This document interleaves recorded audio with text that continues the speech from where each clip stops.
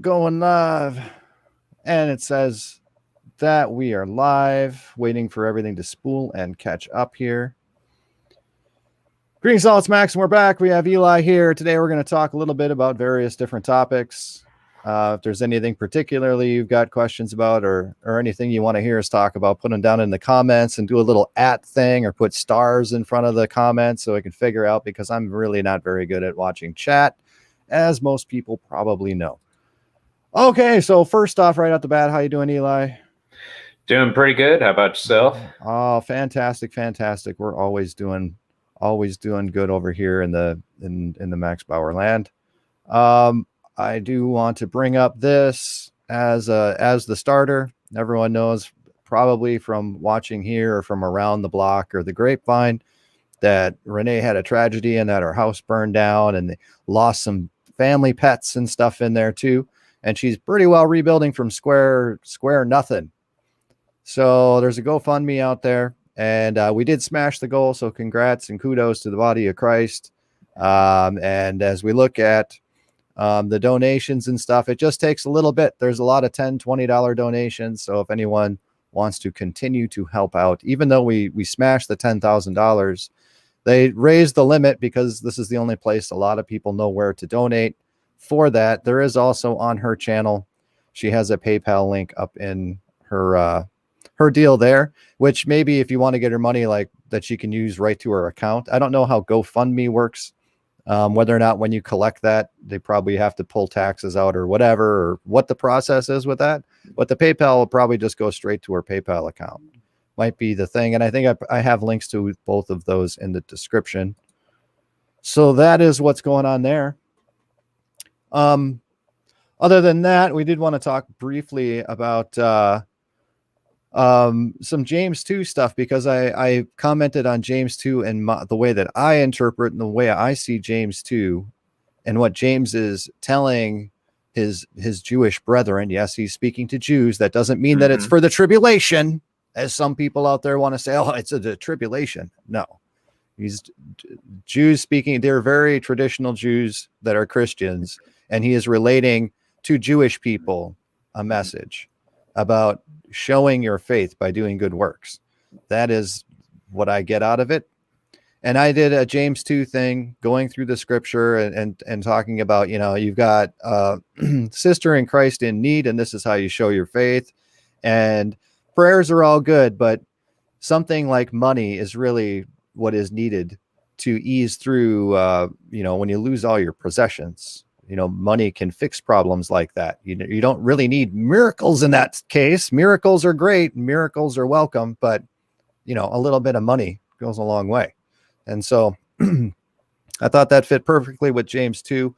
And there was a lot of people out there who maybe don't like Renee or don't like some of the things she says and see fit to put their work salvation garbage and in comments on this video from a variety of different places. And it's like, this is really isn't a Bible study. This is really just, applying the Bible to a situation that's going on right now. And so what do you think about that old James 2, man? What do you think about the James 2? Well, it's one that's pretty much been taken out of context by most denominational churches, because they always want to make it seem as if, oh, well, see, in James, it's saying you're justified by works, whereas with Paul saying in Romans is that you're justified by faith. And it's like, well, why don't you read the full context of what James 2 is actually talking about before the whole thing just gets completely blown out of proportion? Well, what is your take on James 2 then? Well, my whole take is that that, of course, when James is talking to his Jewish brethren, as you said, because he's one of the apostles directly to the circumcision like Peter is.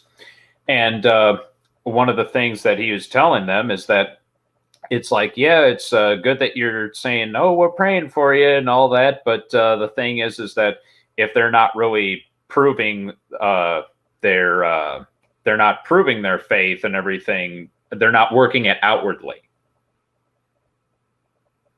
So you're not getting that you need to work it outwardly for salvation? No. Nothing of the sort. It has nothing to do with eternal salvation.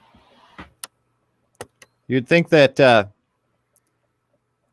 it would be an utter, complete contradiction to the teachings of Paul oh yes, to be a good Christian, you need to help Christians outwardly. That's how you do it. That's how you get to heaven. Wasn't that the whole deal with Paul, where he was talking about, what you do is you should do inwardly, and you should, kind of not make a big deal out of what you're doing, like praying in the square so that you're noticed of men, look at what I did for God, that sort of a thing. Yeah. And, you just mentioned it right there with Ephesians 2:8-9, for by grace are you saved through faith, and that not of yourselves, is the gift of God, not of works, lest any man should boast. Then the next verse says, for we are his workmanship, created in Christ Jesus unto good works, which God hath before ordained that we should walk in them. Yeah. So then you have people that will say that, well, that's just for this dispensation.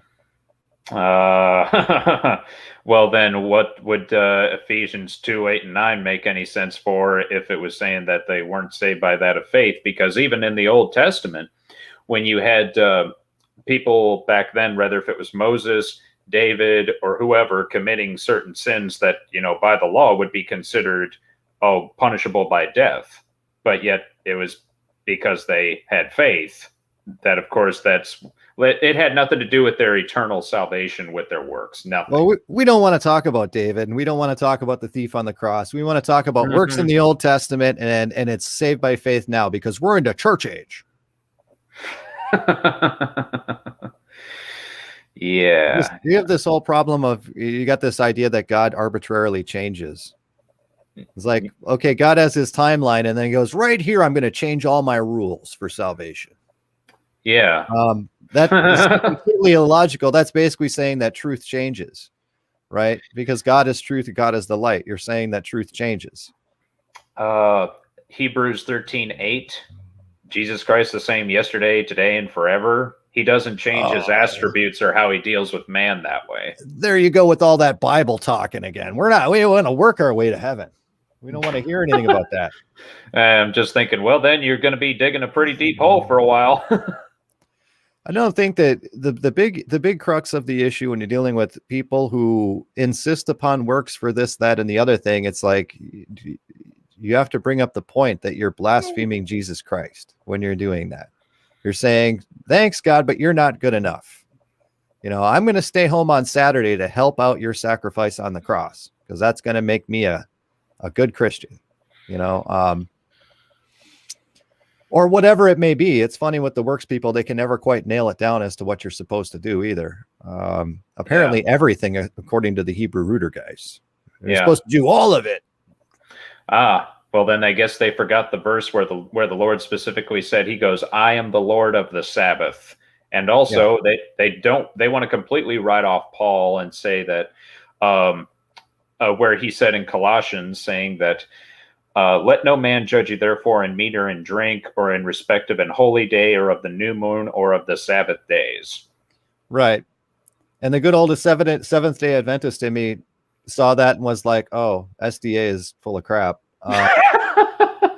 But here is the thing. Walter Vaith tackled that one head on. He tackled all of the scriptures that go against their doctrines a bit. And to be fair, the Seventh-day Adventists don't observe the Sabbath day because they don't believe that that's going to get you to heaven. They just think that that's something that God sees as a good work, and so they want to be good workmen. That's the idea behind that. But what the Seventh-day Adventist official response is to that is that Paul is talking about Sabbath days, plural, not the Sabbath day, because the Jews have a holiday every other day for a Sabbath for something, right? So he's talking about all of those ones that were just a ceremonial Sabbath days. They're not really talking about the 10 Commandments Sabbath day. And that's how the Seventh-day Adventists will go for that. But again, like I said, they're not banking on that for their salvation. They're banking on that to be a good workman to God. So why God would care if people stayed home on Saturday? I mean, I guess suppose obedience or something, but if they believe in it and that's their thing and they want to do that, traditions are fine. You go do your tradition. Well, fine. Well, then again, that's mentioned there in Romans chapter 14, as well as that of, well, with Romans 13, Paul never mentioned anything about keeping the Sabbath day. Yeah. Yep. The Sabbath day, the only place that it comes into play in the New Testament is when people are calling Jesus out for it. And Yeah. Jesus says, Son of Man's got authority over the Sabbath, so go away. Yeah. Amen. Yeah. Yeah, and of course he also did the realistic. Jesus also said the realistic thing is if your ox falls in the ditch, don't you go pull him out? You know? Yeah. I mean, it's like, come on. You really you don't really understand what the Sabbath is all about if you're going to go that way where you can't heal somebody because it's the Sabbath day. Yeah. Craziness. And they did the same thing with David whenever he was eating the showbread, and then of course the Pharisees are trying to catch the Lord in that right there, and then he's like, have you not read what David did? Yeah. It's like he never got punished for that, so So on yours, what's your idea of the purpose of the inclusion for James 2? Because Catholicism would probably look completely different without the book of James 2 being in the Bible. Well, that was according to Martin Luther. Oh, yeah. In fact, he called it an epistle of straw, wishing that he could light his fire with James 2, because I think it's mainly because with the Catholics, they try to use that as a proof text for saying that, oh, well, you have to be justified by doing these works, otherwise you are not eternally saved. And they don't exegete the scriptures. They don't understand anything when it comes to that of basic Bible doctrine, because they themselves are dead in sin. Well, yeah, we could go all night on Catholicism. It's not real. I got to get the coffee ready then, if that's the case. I should actually just put up something that every single video and every single stream that I do, is all other religions are works-based religions except Christianity. Like, just blanket that up there. It's like, I don't care who you are. I'm going to talk to you exactly the same way. You're all a bunch of rejects who don't understand what true salvation is. And you can't possibly, because you think you can work your way to heaven. And it's like, do you think if it was let's just say that this was the case, is that you could work your way to heaven. How fair would that be of God to say that there is some sort of a benchmark or some sort of a metric somewhere that says, you did it, now you're in heaven? So then you take all of the people that have varying different degrees of how they're set up in life, and maybe what their attitude is or their intellect is, or how much money that they're raised into, and all of these different things. And then you're going to say, good luck, champ, work your way to heaven. Yeah, not really going to have much success with that, because I mean, here's the thing. Not only would you have to keep all the 10 commandments, you also have to keep the 613 Levitical laws, and nobody can do that. Right. Except the Lord Jesus Christ, of course, because he's God, and only God can follow his own laws because he made them. Right. Well, I'm just looking at like any religion that's out there. Any of them. Yeah. Everybody is going to hell in all of them. Oh, yeah. And there you go. I mean, you're gonna have the excuses like, I was born a poor guy or something, and it's like, there isn't any metric or anything that would be based out of anything that somebody could actually do. It's like Q Bohemian Rhapsody. Well, apparently the Muslims have a thing where if they die in jihad, but even the Muslims today are saying that that's not a thing. So, just be waging a holy war on everything. I'm going to wage my holy war on cancer. Yeah, I remember looking at something from I think it was this guy named he had the same name as me, Eli Fox, and one of the things that he was talking about is that with Islam, a bunch of the stuff that they put in the Quran and everything, it's like if they don't follow these things, then they're a bad Muslim. And it's like, you ask most of those guys today, and they don't even follow what's even in their own quote unquote holy book. Yeah, neither do the Jews. Yeah, they don't follow the Talmud or the Torah for that matter. And neither do Christians. Well, professing Christians. Well, yes. Yeah. It's just, oh well. It is interesting. It is interesting. I mean, I suppose in by comparison, though, the works salvation based groups out there, like you get the Hindus and the Burmas and all these guys. Mm-hmm. At least you can tell they're doing something, right? At least you can tell they kind of believe in what they're doing because of the fact they're doing it. And I think that's what James is getting to, is at least you can tell that these people believe in what they're doing because they're doing stuff. Whereas like a Christian, it's like, yeah, you're saved by faith, but you got to do stuff so people know you're a Christian and you're not just, full of hot air, right? Oh yeah, exactly. I mean, there's so many people who I've seen that are quote unquote professing Christians that do things that pretty much the lost world does no differently. And I mean, you could argue the same thing even with celebrating these holidays that are completely unbiblical, like Halloween or whatever. Oh yeah, I used to do a pagan holiday special every year. I could maybe bring that back.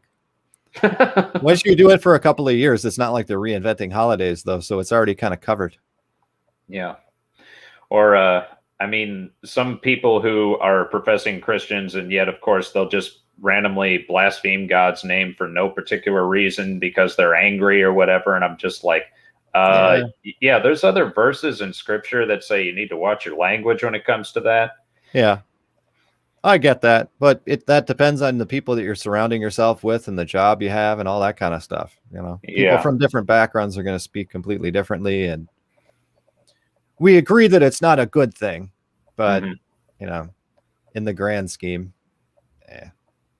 in the grand scheme of things, it's one of those things is like where what is it that Paul says is you shouldn't even have the image of sin or something like that. Are you talking about I think it's the verse saying it's like bringing every thought captive to the obedience of Christ?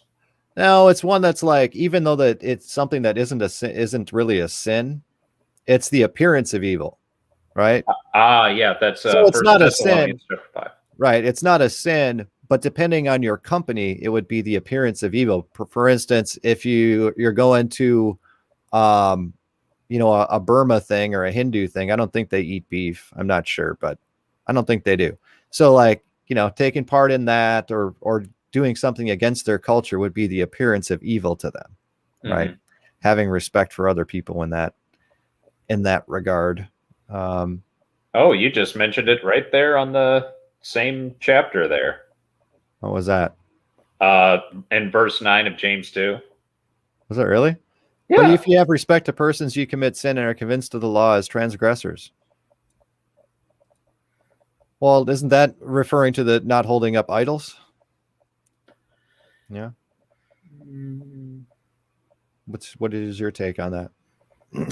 Well, I'd have to read the other verses like before that to put it into context. The one before that is you love your neighbor as yourself. Yeah. But if you're treating people like they're God or they're some great person or whatever, then you're committing sin. If you put them in an idol place. Oh yeah, and that would even go for like anybody, regardless of who it is, whether if it's some pastor, if it's some TV celebrity, whatever the case may be. Yeah.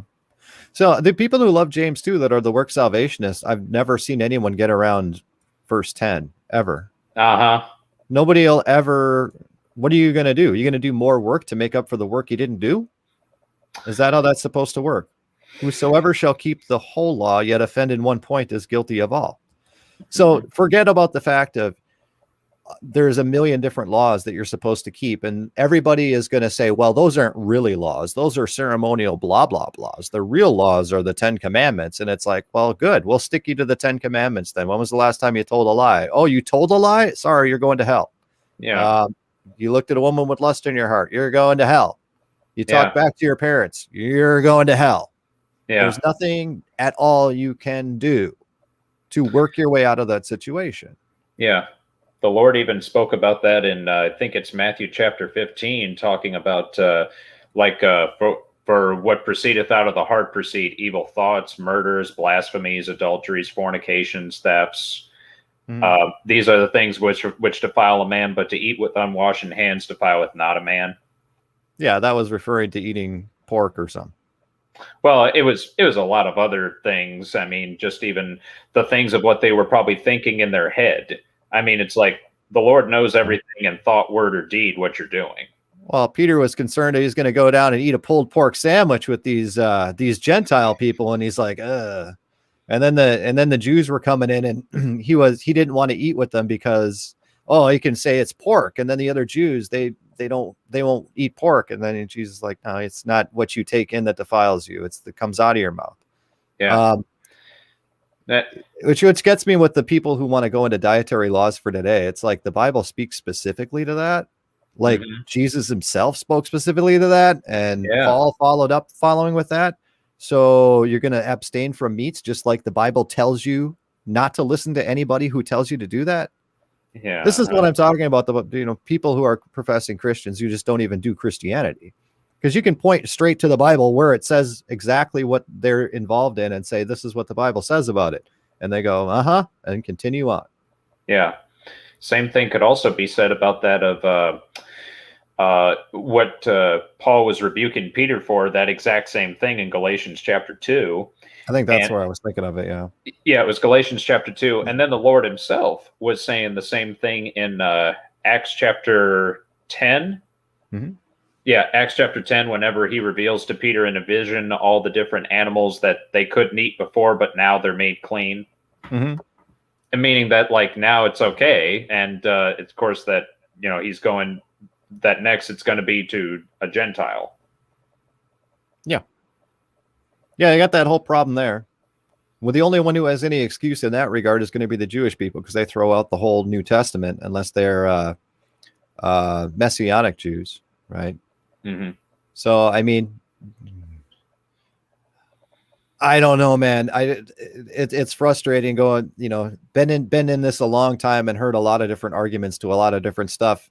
And if you always return to the core points, nobody can ever defeat just the basic one verse in the Bible that says, oh, you do one work, you mess up once, you're guilty of all. Mm-hmm. How does anybody defeat that in any of their theology? They don't.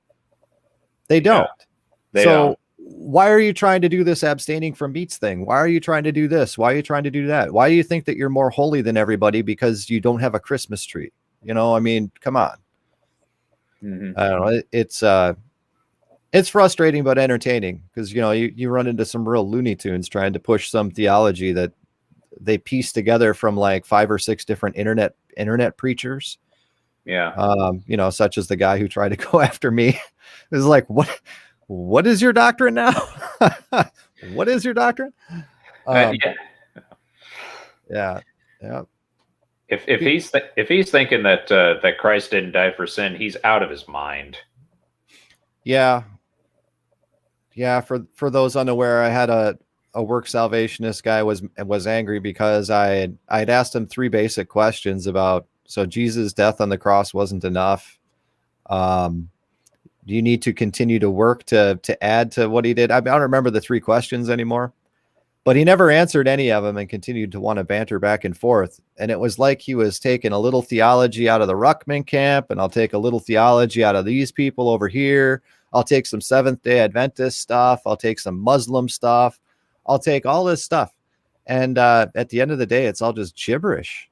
It's like you come down to the core point of, somebody says you should be doing something, is like, and Jesus didn't pay for that. And, it's kind of what it comes down to. Yeah. And I guess he forgot to read Colossians chapter 2, saying, of course, the same thing about when it talks about the operation of God, that, of course, saying that, let me go to it really quick. Let's see, Colossians chapter 2, right about here. Okay, Colossians 2, verse 13. And you, being dead in your sins and the uncircumcision of your flesh, hath he quickened together with him, having forgiven you all trespasses, blotting out the handwriting of ordinances which was against us, meaning the law, which was contrary to us, and took it out of the way, nailing it to his cross. Right. And then they're going to say that's only for the church age. That's the standard response to that. And, that's one of those deals where God arbitrarily changes according to them. I don't know. There's a lot of good Bible believing King James only people who try to pass that stuff on. And that's a shame. That's a shame they got the hurdles. There was one of those guys who actually came out who wrote a book on it, and I did the interview of it. Do you remember what his name was? The author? He's probably in my. I don't know. I think he's in my subscriptions list. And what's good to see, the guy was so Doug Stauffer. The guy was so he had held to that works-based salvation in the Old Testament. It's Ruckman. It's just a Ruckman thing. Mm-hmm. He'd held to that forever and ever and ever, and he finally talked to the right guy. So it was like for Robert Breaker, I wasn't the right guy, and apparently Ed wasn't the right guy, and me and Gene Kim and Ed and all these were just not the right guys. But someday these guys will figure it out, right? And they're gonna go, oh no, I gotta write a book now about how wrong I was for 30 years. And that's the case. That's the case with all these guys who are actually sincere in learning the truth about things, because it doesn't make any sense. It doesn't make any sense. Mm-hmm. So in scripture somewhere, it talks about the cross being the payment for sin for the past, present, and future. Mm-hmm. And it doesn't use that terminology, but the terminology that's used means that that's it for ever. Yeah. Which means that it doesn't matter what they're doing in the Old Testament, their sins are covered. Yeah, it's the same thing in Hebrews. Yeah, it's the same in Hebrews chapter 9, and also mentioned in that of I think it's 1 Peter chapter 3. I think saying that when he hath I'm trying to remember the verse. When he had been made himself like, I guess, one sacrifice for sins forever. Sat down at the right hand of God. One sacrifice forever. Mm-hmm. Yeah. As in like eternity. And it's not like eternity is a forever thing. We're past, present, future. It's not now eternity begins. That's not the way that it works. Yeah. Not the way that it works. All right. So we beat that one all to death. What else we got that's going on? You got anything new and exciting? Are you dealing with the cootie jab thing? I think we're well, the whole thing with the cootie jab is that so far yet with my work, they haven't exactly pushed it or anything yet. But I mean, when they do, I'll be ready for it. Yeah, they're ready to basically push back. It occurred to me that old Joe Biden just said that on the news. There was no actual mandate. There was no actual there was no anything. He just said it on the news.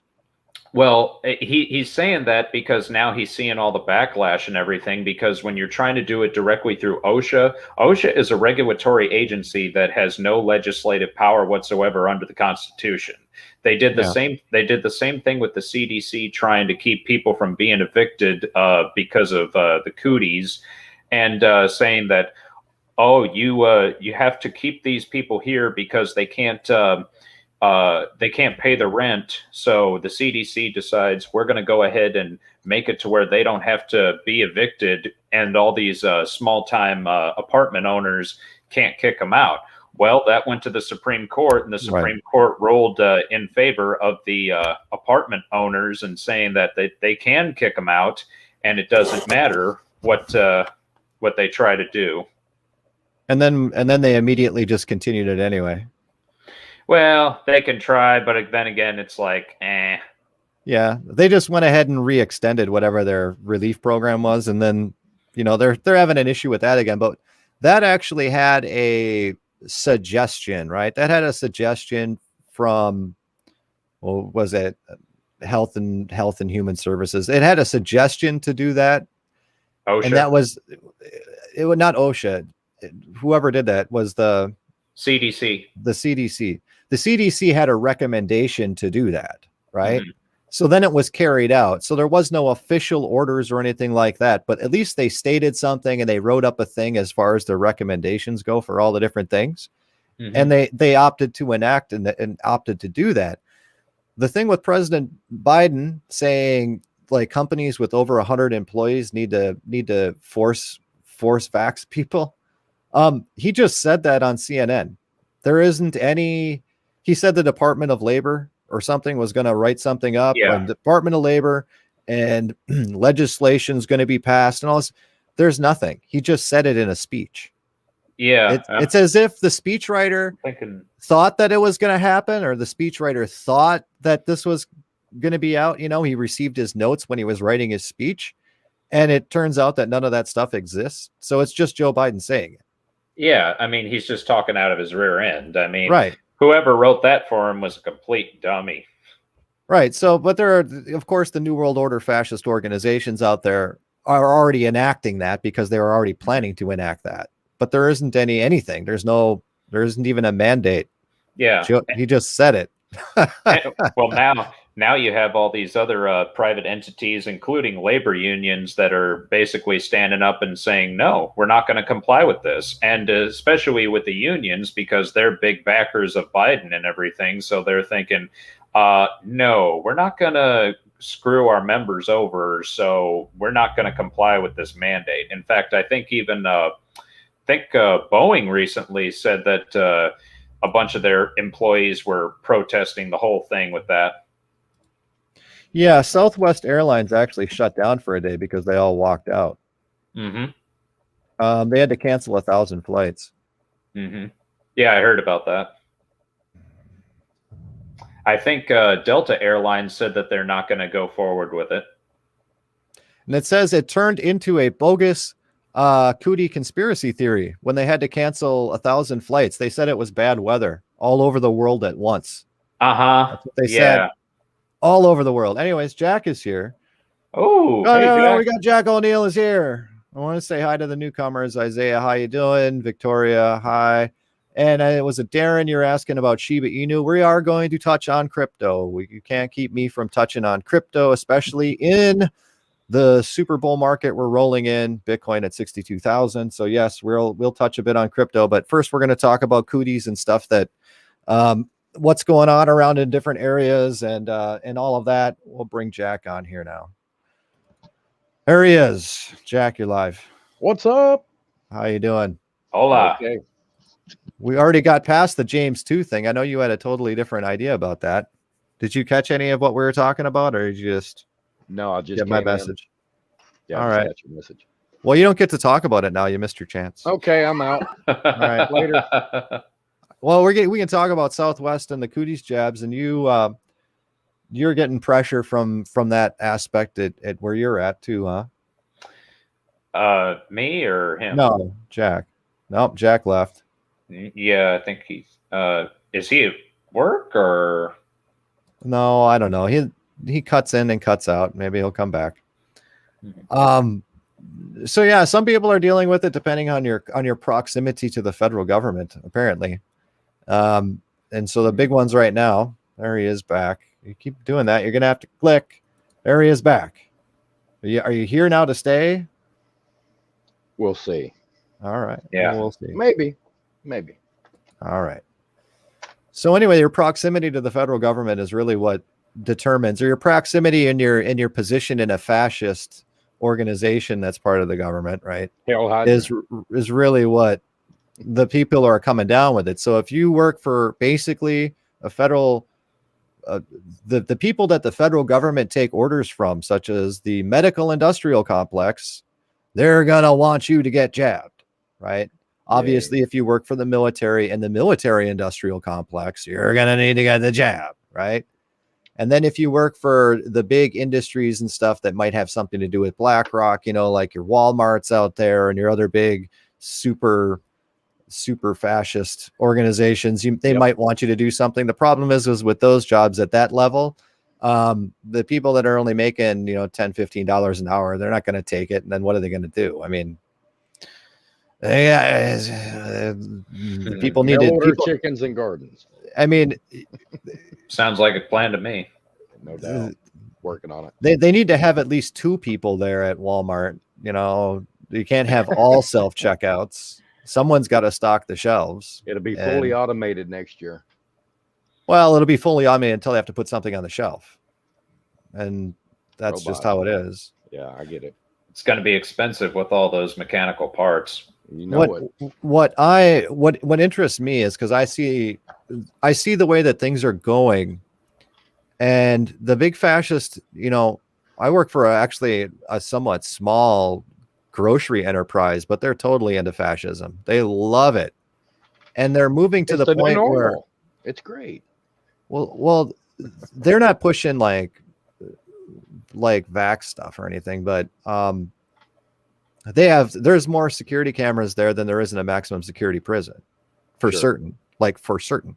Dang, they And- got them in the bathroom too. And this is they have 3 that go to where the bathroom door is, including that's where the manager's office is. But it's just like they push themselves off as a small family business that barely makes a profit because there's no margin on food. But then you have a multi-million-dollar security outfit in a little tiny town, right? It'd be understandable if we're in Minneapolis or St. Paul, where there's Right.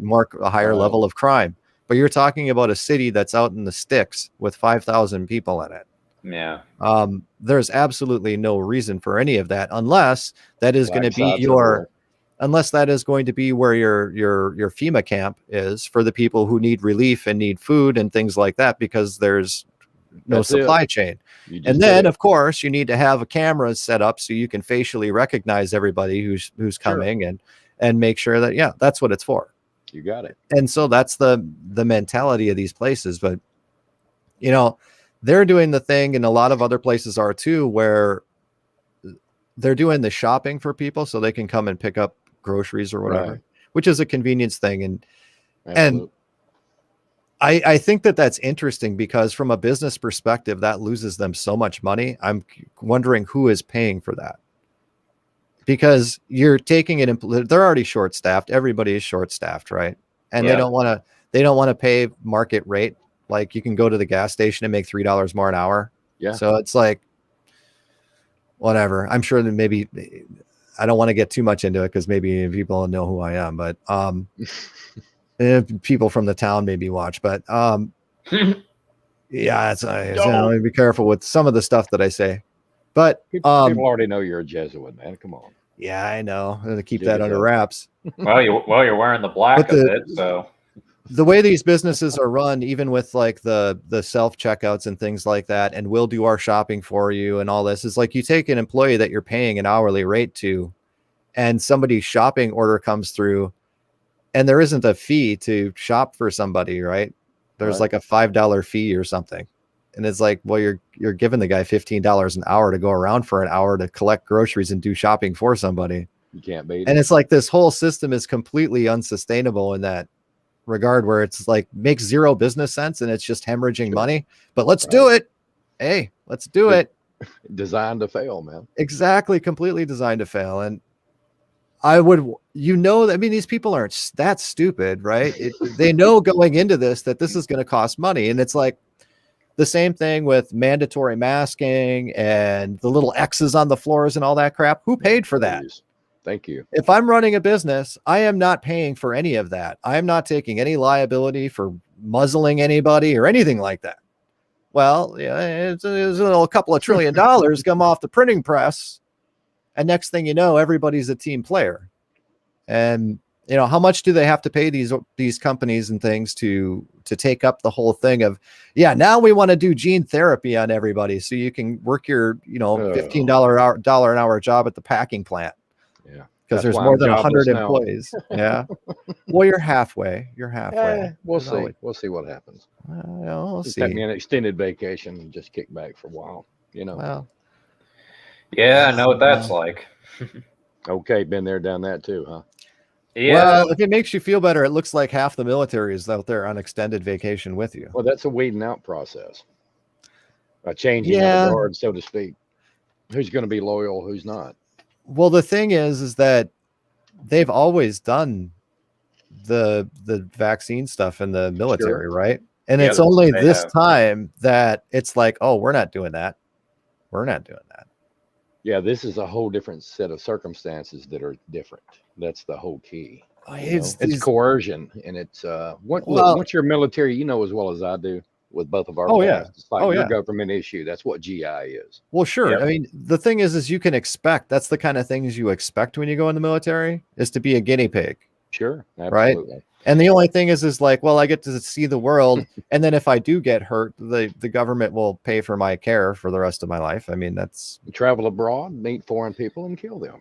I mean, Yeah. well, pretty much say it. people Oh yeah, don't- Full Metal people- Jacket reference. That's it. people don't know that going in, though. People think I'm going to go see the world and I'm going to pay for college, and that's what Right. people think going in.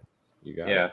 But Something- then they go through and they just go through the line every few months, and there's some new jab they're going to give them. That's just kind of par for course. It's just how they do it. I mean, anytime they're deployed anywhere, they got pills for them. Right. Yep. And Diphtheria and on and I on had- and on. I had talked to my brother about that 20 years ago, and he's like, "Yeah, well, what are you going to do? Here's Yeah, your take the malaria pills. pill. They give you Right. you know your thing of pills, and you just kind of dump them out in the sand." And I took them. Yeah, Right. yeah, I would. That'd be And then me, he said, you know, if there was something I didn't want to take, I just pay the guy giving them, and that's it. you Right, know? And it's right. like, yeah, that's what you do in the real world too, guys out there who are looking Wink, to wink. trying to get your jab and trying to get your little card or trying to do whatever you're going to do. You don't need to sit there and be this super protester resistor. You can just come up with, $100, $500 and be like, yo, here, you That's it. inject this orange with whatever, and then you can say, got the thing. Right. You want the $500 or not? Be you great. know the thing. The This is thing. how the world works.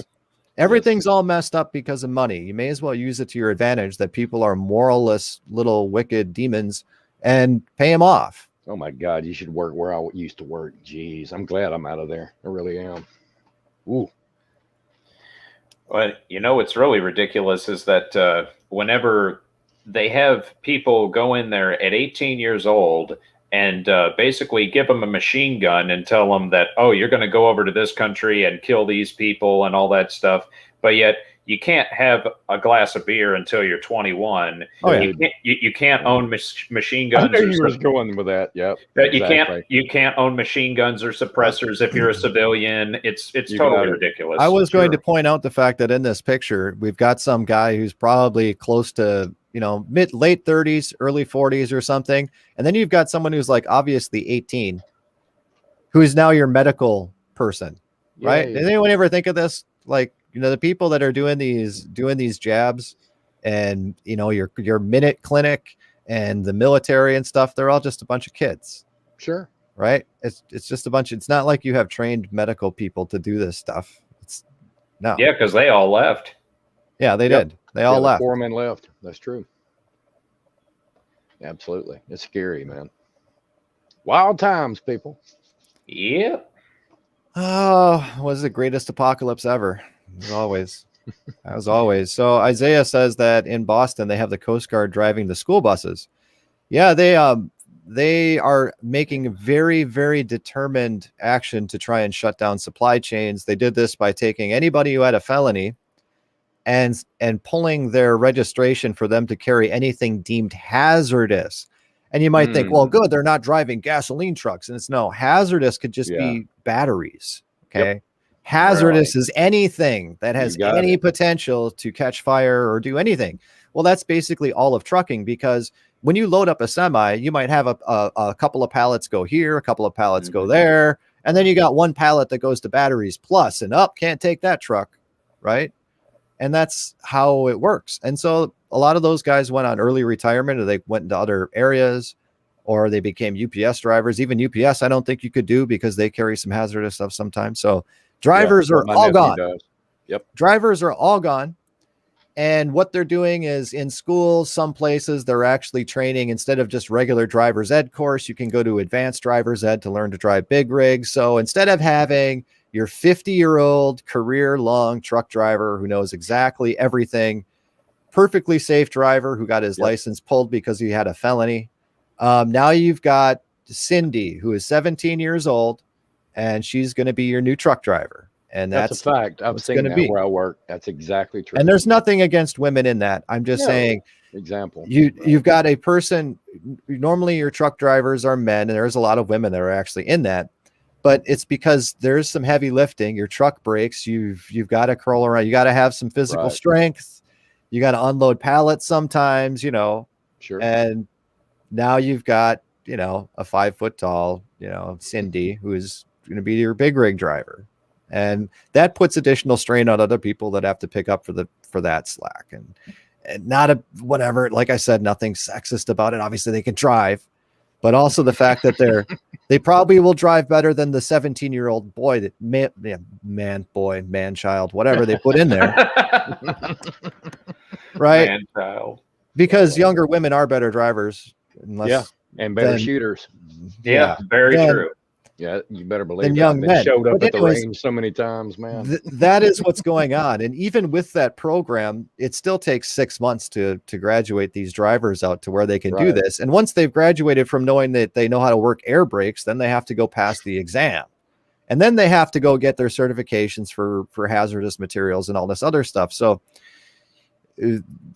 everybody, it doesn't matter what country, well, it's primarily the West, but everybody everywhere is having these issues. And now apparently they're just having the National Guard go drive trucks.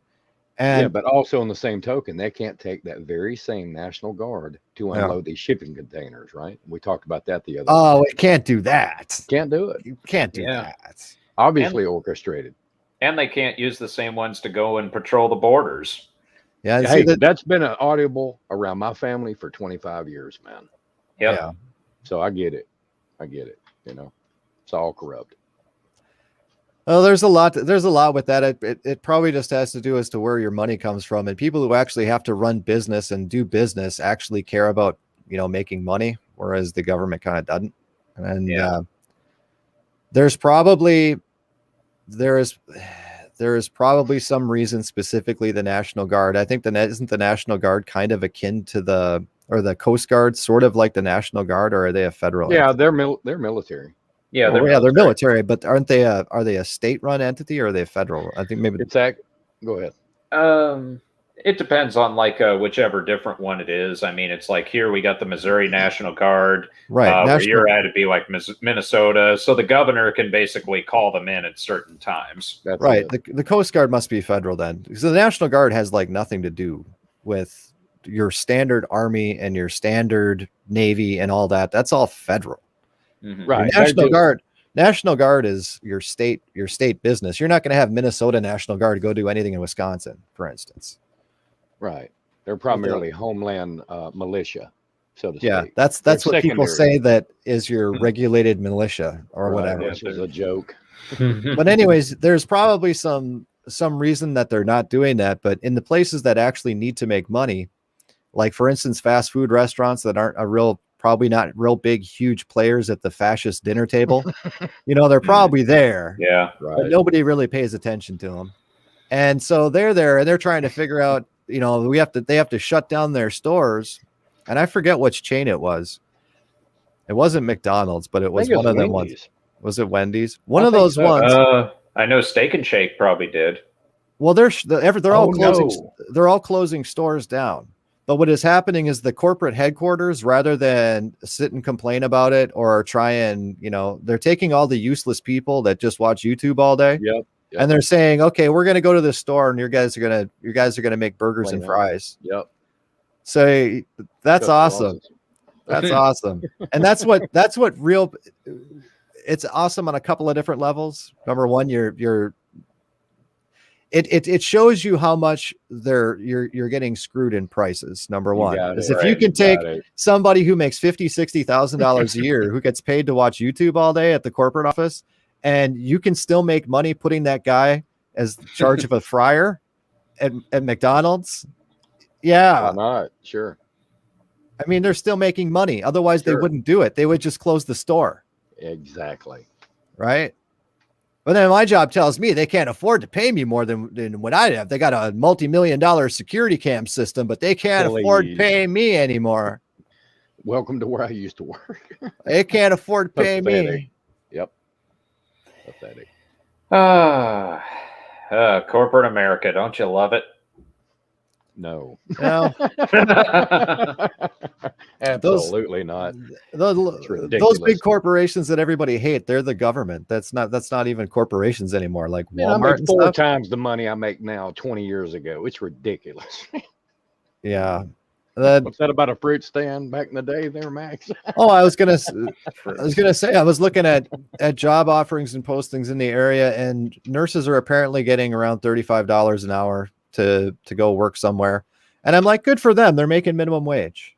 It's that highly skilled job that they had to go and get certified for and go to at least 2 years, if not a 4-year education for You that. bet. They're making minimum wage. It only cost them $75,000 for their education to make Minimum. $1 and what is it, 25 cents an hour in 1965? That's a yeah.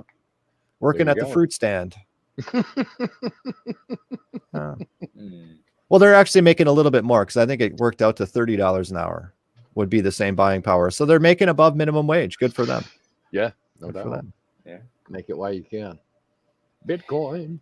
Yeah, So- definitely stock a bunch of weight into crypto while you can. Yeah, we'll get into the crypto. I want to point out one last thing with the military, and it's good that people are getting out of the military, and they're actually it's a bright light for principles, right? Yes. Where it's just like, this absolutely. is my principle that I'm not going to take an experimental thing. Hold the and- line. You know, these obviously the military is largely conservative, which is an oddity to me. But I guess Well, that's between ideology. the liberals and the conservatives, yeah, I figure one has a sense of duty, and the other one just sits and complains on Facebook, TikTok. Captain America is dead. So Yeah. drink, that's over with. But anyways, they have principles, and they're Yeah. like, I don't care what you do, you can kick me out.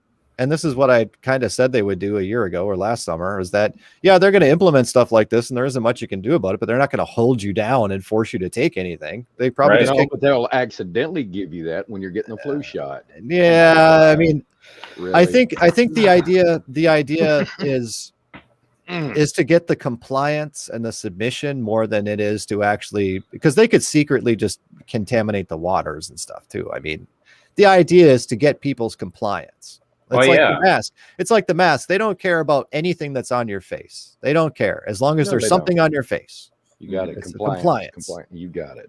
But the reason, anyways, that they're so big on this is obviously if you're a soldier, whatever the president says, that's your boss. So you have to do Period. it.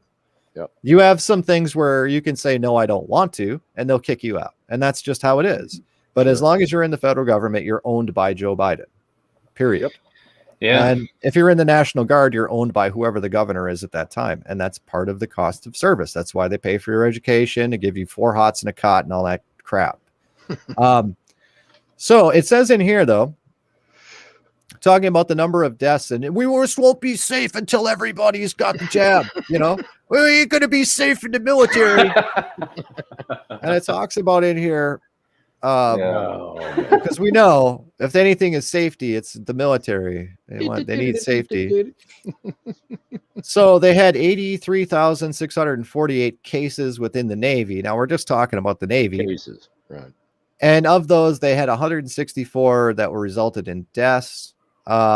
Says here, in this line, says there have been more deaths due to cooties than other health or mishap-related injuries and deaths over the same period, according to the CIA, Navy, whatever.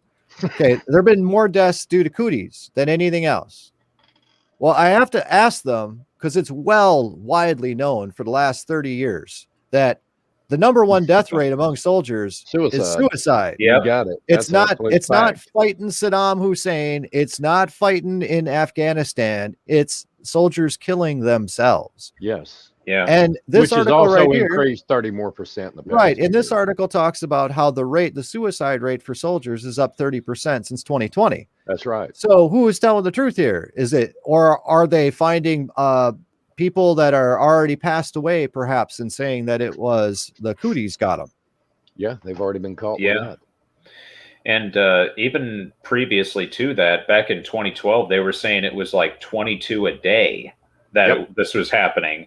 And then they want to just be like, oh well, we want to know what causes it, and we want to know what, and then that big time, New World Order guy Ted Turner, whenever he was being interviewed by Piers Morgan on CNN, and he was saying that it's like, yes, we have about like 22 soldiers killing each other, not each other, killing themselves every year. It's like, isn't that shocking? And then Ted Turner goes, well, no, I think it's good because that's just one more or less aberration of this and all that. Yeah. And I'm like, see, because he doesn't care about anybody but himself. Well, the military is evil, according to them, unless they want to use it to like rape and pillage a country. You got it. In times of peace, the military is evil. Yeah. And that's why they take away their bases and everything over here and then want to build them overseas. So it talks about the suicide rate, and this is only of active duty troops, right? So depending on what you are, they muddle the whole thing because you have basically soldiers who are civilians, and then you've got your technically off-duty people, right? You've got all this stuff, but 26 people per 100,000 off themselves, which is like 3 times the rate. It's the rate for Americans in 2018 was 14.2 per 100,000, which still seems really high. Yeah, but if you do the math on all that stuff, you're like, yeah, you're going to off yourself before you're going to die of cooties. It's just how it is. And the numbers don't lie. But, I mean, this is, if you can't trust news that comes out of the Navy, U.S. news, then who can you trust? Right. So yeah, it'll be an interesting few months as we go into wintertime. What do you think is going to happen? Man. With the supply chains and with businesses and all that, where you see everything go. The flu is going to hit. We're going to get blamed. The whole dichotomy with that, the psychological warfare, where I stand on that. I think we primarily agree in those aspects, but will they double down? Sure. I'm going to see a lot of people dropping like flies. That's just what I see. And it's going to get interesting, But other than that, I don't know. But supply chains, what's going on right now? Yeah, I've already started a garden in my backyard. Yeah. I've been trying for 4 years and I finally gave up. Next year there's going to be no garden. I understand. I'm just going to make friends with somebody who knows how to do that. We'll move to Alabama, man. Oh, it's a lot of work when you don't get anything. Yeah, exactly. It's a real lot of work. What'd you tell me? It was 2 rotten tomatoes and a messed up cucumbers. Yeah, that's what it was. Got one squash. The thing is not that we don't get it. I mean, like, we got a big, huge, like 15 by 15 or 15 by 20 plot, and I've got the raised bed, and I've got the fencing all around it. And we put down all sorts of seeds and all sorts of stuff, and at the end of the year, you get 2 rotten tomatoes. Yep. And some potatoes that are like the size of cherry tomatoes, Right. And it's, I don't know. MREs, Max, MREs. I'm giving up. I'm like, I'm just going to get me a job at a grocery store and we're going to forget all about this garden stuff. I think I know something that could even help you with that. Yeah. Have you ever heard of like type of seeds to like, I guess they call it like germination? Yep. Oh yeah, the Monsanto seeds. Let's do that. No. Don't grow anywhere. No, he's talking about raw. He's talking about. All I have to do is go out there and put my used motor oil on it. No, pop right up. Oh yeah. Put that in there with the glyphosate and all the other type of chemicals that are so good for you. That of course even a former executive wouldn't even drink a glass of it in front of a French reporter. Yeah, no doubt. Yeah, I saw that. To where they actually have to wear the hazmat suits when they spray it's interesting. I'm like, okay. Yeah, and they wonder why the cancer rates are going up in South and Central America. Yeah, exponentially. You better believe it. I mean, it's land, sea, air. It's war all around us. People without the seals. Yeah, exactly. That's it. If you want to prevent war, you got to buy Bitcoin. Thank you. There we go. Deem you as a terrorist for doing that next. Peace and prosperity with Bitcoin. We can segue off to the. So what were you doing, Eli? We'll cover you. What were you doing for the winter time here? The winter time coming up. Where do you think it's going to go? And what are you doing? Well, He's let's waiting see. on the aliens to land. Uh, yeah, like I believe that stuff. I'm waiting for the aliens to come fix my garden. I wish they'd just come and take me off this planet because I don't recognize it anymore. I know that. Go ahead, Eli. No, you're right. Well, let's see. It's probably going to be heck when it comes to the supply chains. Chances are, I don't know what exactly is going to happen with Taiwan when it comes to China possibly wanting to invade them. And then, of course, the U.S. likely getting involved in a little discrepancy there. Not saying it's going to happen in December, but you never know when that could happen. Right. China can't afford to invade anybody, number one. And number two is like, That's true. that's one of those political, everybody's on the same team and they can't actually, they can't do anything with Taiwan because all of the world's chips come from there for whatever reason. So Yeah. they can't even have a fake staged war because it might actually interfere with the production of chips.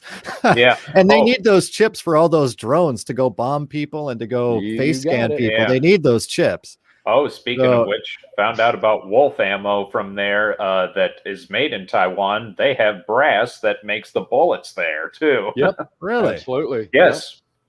Oh, one more reason to support Taiwan. Right? Yeah. Yep. You better believe it. No doubt. So No what do doubt. you buying anything particulars? You stocking Yeah. up?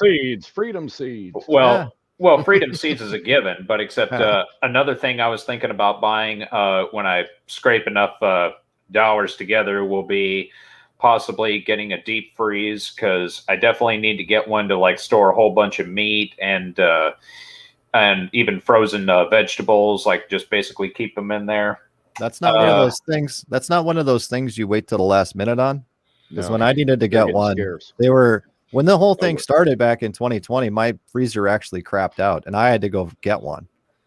And I was on the front edge of getting. That was before the shutdowns. I was trying to get them. Very Slim hard to come pickings. by. Oh yeah. Very hard to come My by. sister just picked one up last week at Costco for like $189. It's real There you go. nice, man. Well, there it is. Wow. Now is the time to go out and grab the stuff because guess what? All that stuff comes from a boat. All of them. All of them. Got it. Every LG makes all of it now. What about Frigidaire or GE? LG has made Look. all of it since the 1990s. You got it. That's what I was going to say. I used to do basically. marketing work for LG. There you LG, go. when they brought their name components over to America, they rolled them out through Best Buy. I was a marketing guy through all of that and worked with LG. Found out that they've made all of the Whirlpools and the Maytags and all the stuff. They It's a also different make like industry. they also I make like didn't all know the that. yeah they make Oh, all yeah. the cell phones and stuff too. It was LG and Qualcomm back in the day Yep. that used to make them, and they're still big in Asia, I think, as far as all this stuff. But Qualcomm. Tax their LG brand that they brought this, it's just a Maytag or a Whirlpool. That's why they've all been crap since the late 90s, guys. Right. Quality control has changed. Max is right on point. I've got a repair background. That's what my cousin does. He worked for the local Alabama Power here. Yeah. And he'll tell you that. He'll tell you just what Max said. Huh? Years ago, there was a vast difference in competition with it. You know, the quality was there. It's kind of like firearm industry today, you know? Yeah. Similarities with everything man-made. You get what you pay for. But Absolutely. Max is 100. It's like any appliance like that. It comes down to features. If you pay a little more for something, you don't necessarily get what you pay. You don't get anything. No. It's probably all the same computer circuit boards in there, and they just add a button. It is. It's cheap, shiny. Right. Crap. They just add a button to access to allow you to do something that the other model doesn't. That's it. That's it, man. Yeah, and you can tell the difference between like a decent washer and dryer and a totally chintzy one. And you got to spend a lot of money to get a decent one. Yes, you do. Is the chintzy ones, they don't have any brakes in the drums. Yep. Right. So as soon as you turn the thing off, it'll sit there and spin for like 30 seconds. DC motor drive. There's no brakes. Yeah. You can go And in they're there. garbage. You can put your clothes in the wash tub and just freely hand spin the tub and stuff. They never used to do that. No. No. Give me one with an agitator. That's why I bought one 5 years ago for mother, and it's old school. Bought it local from a repair shop for like $250, but it's like an old Sears cold front. Wow. You remember that series, like a Series 80? I mean, it's real old, but man, put a new belt on it, grease it up, roll. Runs I like don't a know. tank. I purposefully went out when I got appliances for the house and we bought it, and I wanted to buy early 90s used. Yes. That was my goal. I hear And I you. went out and got washer, dryer. I got washer, dryer, dishwasher, and something else all for like $800 total. It was Yeah. just like, That's it, man. And Yeah, it's good and quality. It runs. the stuff is still running today. Yes. Obviously, the washer, the dryer's got a quirk where it only works if you set the amount of time. It doesn't do the cycle thing. You have to set the Right. time that you want it to go for or whatever. Yeah. But It's they analog. work, and they'll probably work for the next 20 years. Yep. Oh, And When I was Yeah, a kid, Dad bought one from Sears. Okay, I was 7. He yeah. finally threw it away yeah. right before he passed away, and that was like in 2003. Yeah, and Dang. you could probably math. and you could probably pull the guts out of it and sell it for profit too. Yes. The guts probably Dang. still worked. 2003 is pretty much like how old the washer, or not the washer, the dryer in my house is, and I'm surprised it's still holding up. Yeah, no doubt. I mean, you get So 5 anyways- years out of anything like that now, you're doing So- great. With supply chain issues and stuff, obviously food is going up. Yep. 15, Oh, 20, man. 20. I raised raisins. Whatever what is the main, Raisin. what is the main raisin out there? Not Sunkist. What is it? Kellogg. No, not I Raisin don't know. Bran. I don't know. I don't study that. Anyways, I'm not a raisin guy. The California raisins or whatever. Anyways, raisins, they went from $3.99 to like $5.99. What? Yeah. Whoa. Okay, coffee just went up like 40% here locally. Yeah. Oh. We talked about this last time we streamed. Brazil's had heavy winter. Coffee is going to go through the roof. So stock up on coffee. I have Um, 33 cans. But at this point, 33. it's like stocking 33 and a third because I've opened 33 one. and a third. That's funny. We're talking about things that guys got to watch out for and just pick stuff up on sale. Yeah. Pick stuff up on sale. And because pretty soon the sales ain't going to be there. You got Right it. now, some manufacturers are eating the cost until they absolutely have to raise prices, but that's not Sure. going to last forever. I mean, they must have done that with coffee because Brazil's they been did. wiped out like all summer. Right. So they had to have done that with coffee because I could still buy mine for like $6 a can, on Ooh. sale or whatever. Yeah. All right. Ship me Um, some. I'll pay. So, where you find the deals, get some stuff, stock up your freezer and stuff like that because winter is coming. The old saying, but also things that like electronics and stuff that comes from China, it's going to be sitting in the boat in the harbor for 6 months, right? Yeah. So Absolutely. once the old Amazon gets out of their stock on things that a lot of people buy from there, it's just going to have to wait months to get it. And Be riots in the that's- street. that's what's going on there. So we were talking a little bit about wars and how to stop them. So then we're going to segue into Bitcoin here and crypto. Before we close it out, are we all Bitcoiners? Yeah, I think we are all Bitcoiners, No, I right? gave up today, man. I took gave all my up? money out. Yeah. I don't trust it. I had to sell all, man. It wasn't doing it for me. Oh, it hit 60,000. Sell. The huge profit, man. Thank you again, Max. Yeah. You know? I want to toot my own horn. Toot, toot. Although, I'm saying, Toot. and for those who don't understand, I that have was scary. everything that I had, all of inheritance and any money that I scrounged around from anywhere was put into crypto because it had really no other place to go. And the market went up to 65,000 for Bitcoin, right? And then it went down to basically 30,000 after about 4 months. And I Right. was still not really worried about it. It sucked because I couldn't take any profits. And if I had to Right. buy something, it was a little bit more difficult. Banks on But- the weekend, right? The whole point is when you invest makes the difference. The longer you're in, the more you don't care. Okay. Right. The longer you're in, if you got in, you wouldn't care if Bitcoin went from 65,000 all the way down to $30,000. If you got into Bitcoin when it was 10,000, why would you care? You're still up 300%. No, you're right. Yeah. So- Look, hey, Eli, Max called me Okay. after the bull run, this past several days. Yep. And I don't check it. I've just got to the point. It's like, okay, put it to the side. It's a savings account. Mm-hmm. When I first put my money in it, it was like every 5 minutes. Yeah. And I got more comfortable and I'm still studying it, but I just Yeah. eventually got away from it. Max calls me, goes, "Hey, by the way, Mhm. Did you know? And I'm like, yeah, I read it, but I haven't looked. He's like, what? Check Yeah. it out. I'm like, oh man, okay. Yeah. You get more interest from that than you would any regular savings account or IRA. All day long. Oh, Absolutely. you mean if you do anything Means other the than have your 2%. money in cash, you're making money.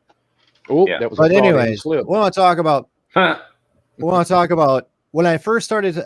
I talked about a little bit here and there, but when Bitcoin was down at $30,000 or $35,000 after it pumped and crashed down, even though I'm poor, right, and eating ramen noodles because I don't have all my investments tied up in crypto.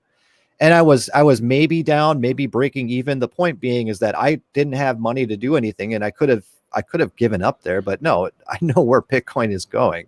Right. It goes up 200% every single year, and it's very, very volatile though.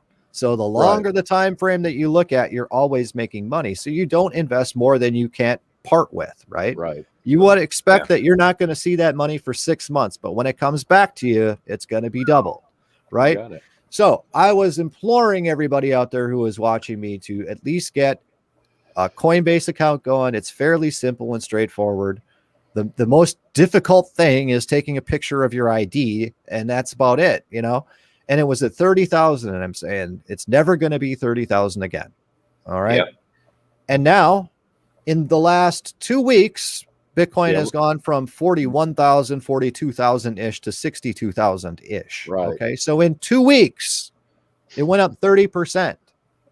So, but if you go all the way back to beginning of August or so, or the end of July, where it started coming up off that bottom point, that was $30,000 roughly. It's doubled. In Okay, spite in of 3 months. the elites even buying into it, It's putting all their money into it. So in it's 3 interesting. months, it's doubled. Yeah, and what does the stock market do even comparably? You can't compare it. Well, here's number one is the stock market will always go up because the Federal Reserve is buying all the stock. You got it. Right. They cannot let the stock. Everybody says this. This is not Max Bauer opinion. This is everybody opinion who's doing anything in the world of finance. You cannot have a 20-year long bull market in any cycle without manipulation. And the stock market has been going up and up and up and up, with the exception of 2008, where they had the housing bubble crash. But ever since then, it's even pumping even harder.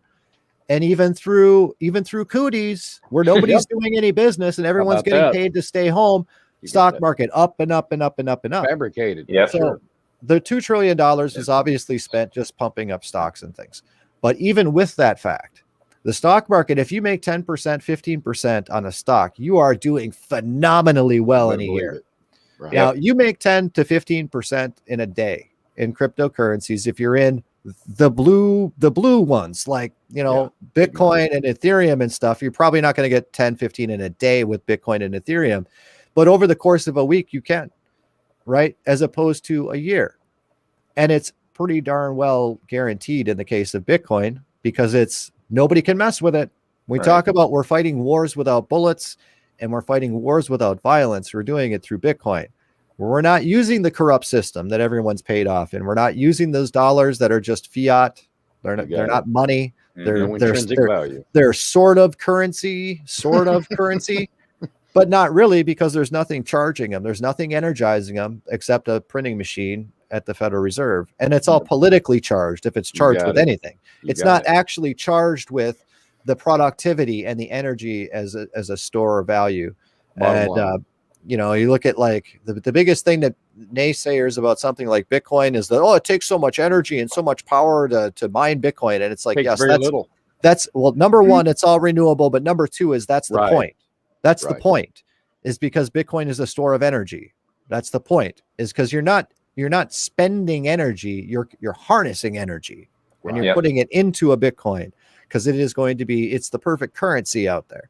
And that's the thing.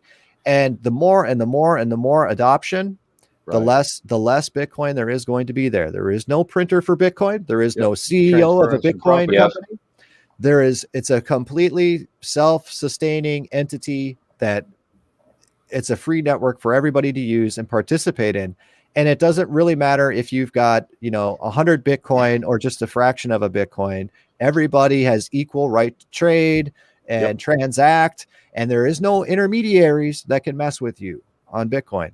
And that is not the case with the fiat dollar, where we pick winners and losers. And Wall Street, you can go out and go bet, and when you lose, we'll just put that into the taxpayer and have some tax increases. We'll bail you out, and then because of that, we're causing inflation, and that's only going to affect the people who are actually working for a living. That's not going to affect millionaires. That's not going to affect all these people chosen to win. Right. Yeah. All of these people they're part of their secret societies and secret handshakes and all this stuff. It costs nothing for people just to print ones and zeros or digitally send ones and zeros back and forth to them, so that they can run the whole scam system. And fighting that with guns is incredibly difficult. If you just fight it completely peacefully, just by ignoring it and using your own unconfiscatable money and through Bitcoin, that's what you want to do. And right now we're entering into the bull cycle. We've actually been in it for a while, but we're entering into a time where if you keep your eye on it, the gains are going to be staggering in the next 6 months of what's going on with Bitcoin. Of course, it is going to come down after the 6 months, but not an 80% crash. And there's going to be a ton of adoption. Just the other day, I bought a video card off of Amazon straight from Coinbase. Sent it over to a BitPay. I don't remember the name of the app or whatever. No KYC, no nothing. Took my Bitcoin over there and sent it up to get me an Amazon gift card and bought me a video card. Never touched a bank, never touched a KYC. Know your customers, what that means, where you have your ID and you got to get your fingerprints and all this Gestapo stuff that is not going to exist in the future. Because of cryptocurrency and decentralized finance. Yeah, got something to say about that. Go ahead. With this whole thing of what's being floated around, and even a bunch of the different treasurers of different states are already suing the government because of the $600 amount that they say would be in like any bank accounts or something like that, how they'd be spying on everybody. Yeah. So would you basically recommend, like with any of these crypto exchanges, to have like a fiat wallet where they could just wire all the money from like that they would normally get from their job and have it go directly to the Coinbase or any other type of account like that? It's funny you should mention that. The Coinbase already figured that one out, where you can have your paycheck deposited directly to them and converted and automatically converted into a cryptocurrency of your choice. Yeah.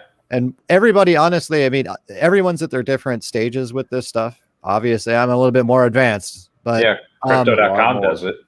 Yeah. When you're starting out, is pretty much just get on an exchange and buy a little bit of Bitcoin.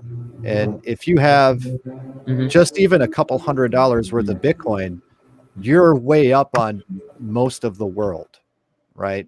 Most of the world. Well, you become an elitist when you own just a little bit of Bitcoin.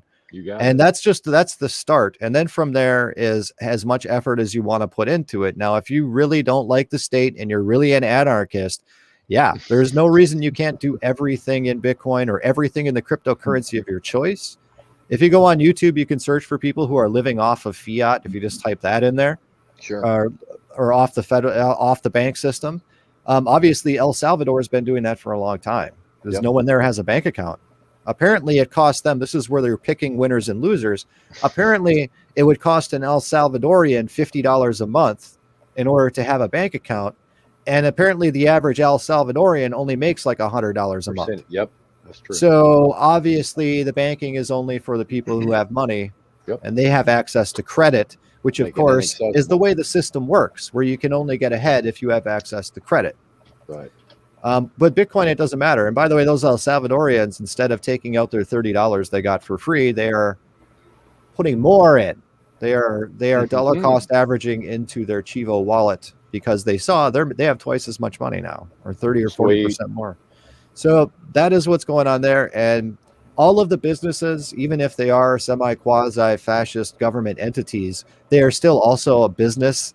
And they see, we got to get into crypto. There's just too much money. There's too much money into it. And there is a lot of support from a lot of different areas. And when it comes, like I said, a lot of these different cryptos, they could have some federal regulation coming down to it. But just because the United States does something does not mean anything, because these are worldwide, these are decentralized. A lot of them are anyway, where Right. Yeah. it doesn't matter what the United States, who they're mad at. And with the case of Bitcoin, number one, the United States said that they're not going to do anything.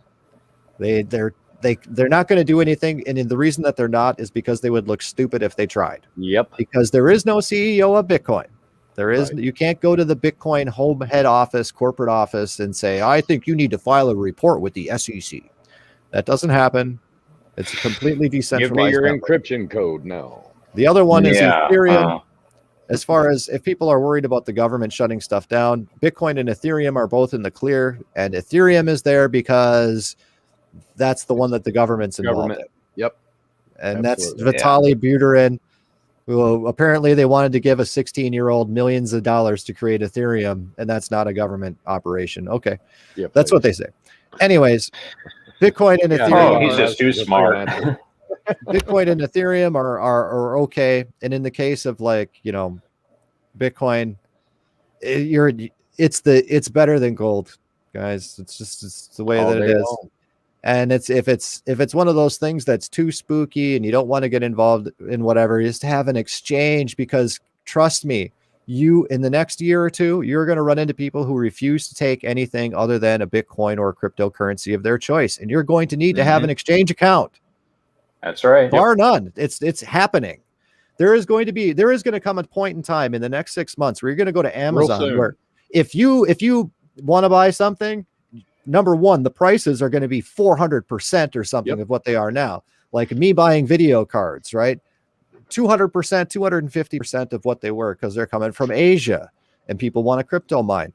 But you're going to go up there and it's like, well, we'll give you a 15 or 20% discount if you pay in crypto. We'll give you a 40% discount if you pay in crypto. I bet then you're going to go get your wallet. Yeah. Right. Ooh, Yep. that's a Except good when deal. you go and Yeah. get your wallet and you go and get on your exchange, there's going to be even more know your customer, even more government stuff that's Yeah. going to creep in, and all these things and all these Yes, boxes sir. you're going to have to check. Whereas guys Yeah. like me are going to be grandfathered in. We got your basic show your ID, the same as you would for a bank account, and off you go. And and who knows? Yeah. My limit's like, I don't know, $150,000 a day I can trade or something. I mean, they give Wow. you quite a lot. I'm sure, Jack, probably yours is the Dang. same.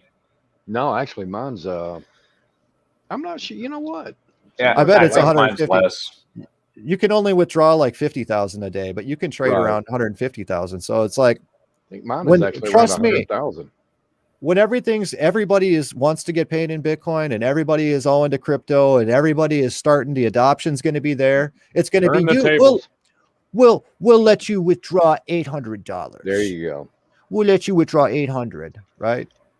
That's what's coming. But Yep. Um, I've been giving that some thought. I've heard other people. as far as the $600 thing that we were talking about earlier, that's never going to happen. It's no, not it's not legal. feasible. Not at all. Well, Which it's not all even. that's chaotic. But It's whatever. not even technically feasible to do that. It just Yeah. isn't, No, because it's if really not. when you actually purchase something, Funny. even with a credit card that's worth more than $600, Visa would have to report that. Yep. And that's never going to Yeah. happen. Yeah, it's a good point. They're one of those entities that run the government. They're not going to do that. Yeah. What about the crypto mining? You think that the bill's going to try to do anything with that? What was that? That same bill that they keep talking about, where it was like $3.5 trillion, and that package has to do with where they try to corporatize that of crypto mining. Just talking. There about it, wasn't more anything that came of that, because some guy wanted, $500 billion to go to his Yep. town, Yep. something like that. Crazy. And so that got thrown out. And a lot of those things come up that just is designed to be in the news to spread fear, uncertainty, and doubt, also known as FUD. So if Bingo. they want to manipulate markets, and it doesn't matter if it's a Okay. stock, anything involving finance, guys, don't ever listen to the guy on CNN. Don't ever listen to the guy on Fox News. No, don't do that. or whatever shows up on Yahoo Finance. I mean, sometimes they'll Please. tell you the gist of like Tesla bought, some Bitcoin. Okay, that's truthful. But market sentiment and stuff like that, they create market Right. sentiment, and they've used their phony baloney money to manipulate the markets and things. And That's it. the market is pretty well driven by fear, uncertainty, and doubt. and pump and dump sort of things. And they come from the government and the CIA, bar none. We're going to come after, we're going to make capital gains taxes 65%, right? Oh, please. That was a thing. They're the yahoos. Right. 45%. They want to pass a law. And number one, who are they going after then? The banksters, BlackRock, Grayscale, and all the people who own the country. Do you really think that would ever get passed? No, that's not. just there to scare little fish, Yep. the people who invest in Shiba Inu. I know They're we're making a talking move. Shiba Inu. Yep. People who invested in Shiba Inu, you're 20 years old and you got $1,000 and you roll the dice on Shiba, and Shiba goes up 400% in a day, which it did. Okay. Yep. Now you've instantly got, 10 grand or something like that. And woohoo. Yeah, you can go out and go party. baby. Now, Yes, sir. technically, if you pull that out, that's supposed to be taxable then at capital gains, which is like 30%, something like that. They wanted to raise it to 45 or 55 on Yep. crypto only. Mm. Right. So obviously this stuff is not going to pass because everybody's involved in crypto. Right. But that had a negative market impact because they want the Yep. price to go down so they could buy some more. Bingo. Hey, If that's a good strategy. It was great. That's why I think that These was when people are Bitcoin smart, man. that was when Bitcoin was 30,000 to 35,000 and they wanted to push it down to 28. And that's Mhm. why I'm up there going, you guys got to buy. You guys got to buy. You got to buy. You got to buy. You got to buy. Got to buy. It was such a good deal. And it was, the Put you big on reason a for phone that like it was because I didn't have the money to buy anything because all my money was already in crypto. It was like I kind of looking around for stuff to sell and got some money here and there to buy in at that price. And I did get some, but I was on all of my money was in the crypto Yeah, I was already. going through the couch cushions myself. Yeah. Man, I was scrounging. Yeah, man. It was like, okay. Oh, Jimmy, no. You took money out? Yes. Yeah. What are you doing, man? Put on Yeah. some Kenny Rogers, listen to the gambler, and just, hold. You got to Well, know that when isn't- to hold them. That's it. Well, when it comes to Bitcoin, you just hold on to it, right? I mean, Right. right now we're in a peculiar point that only happens once every 4 years if the cycles continue the way they have, but they're not. There's way more people involved. It's going to be completely different than it has been in the past. But what has happened in the past is all of the money or most of the money, say 85% of all of the money in crypto for the next 4 years will be made in the next 3 months or 6 months, probably. And that is how the market has been. And there's a lot more adoption now, though. There's a lot more big players. So we don't know that for certain. Right. Just saying that you don't want to be waiting until February next year to get your account straight and decide you're going to start investing. Yeah, way On too one much. hand, it's never too late. But at the other hand, it's like, why would you do that? Right. I mean, buying low. Yeah, save yourself the money. You for a fact right now, the reason we're talking about getting your paychecks straight into Coinbase, straight into crypto, is because your money is deflating or inflating or whatever at least 10 to 15%. Okay. And depending on what you're actually purchasing, it's more like 50%, right? If you're looking out to go buy a house, it's like 30 to 50%. Your money is not good enough, right? If I want to go buy a video card, it's like 250%. Yeah. 250%. I'm paying $1,000 I paid $1,000 for a video card that retails for $399.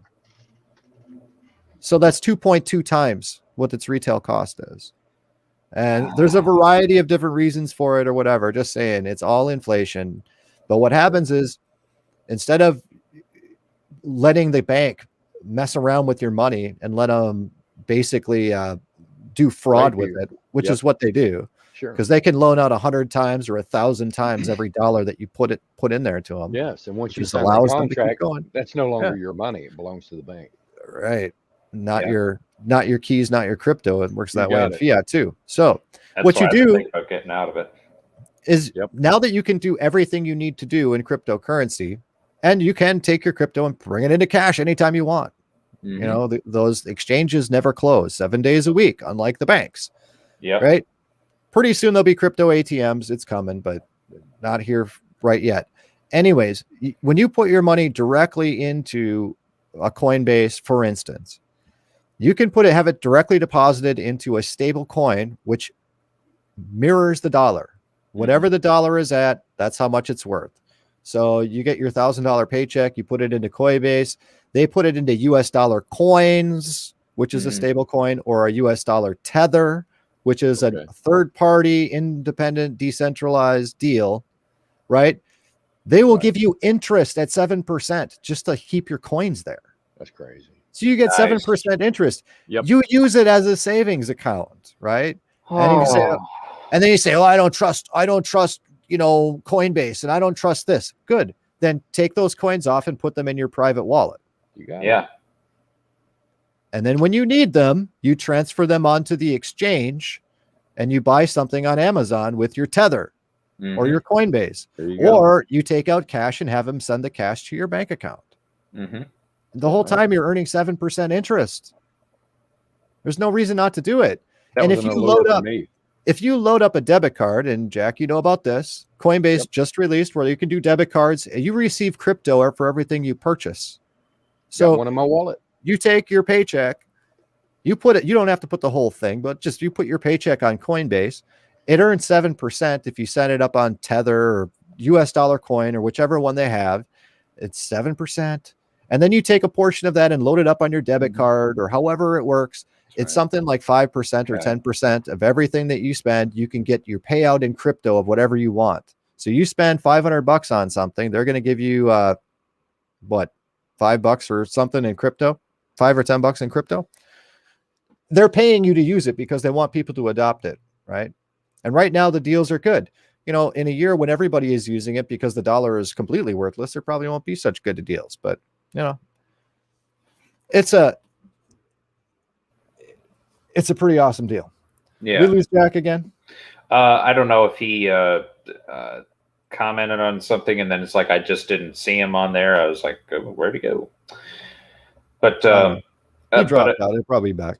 yeah, but actually, Brother Darren, I found out that Crypto.com actually does the same thing with theirs as well. In fact, I think they have like multiple different choices that you can choose for different cards and like how much percentage of interest that you get back when it comes to different crypto.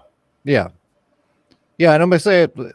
I say this every single time too, guys, is that no, not all cryptos are created equally. And really, we're really kind of just talking about Bitcoin.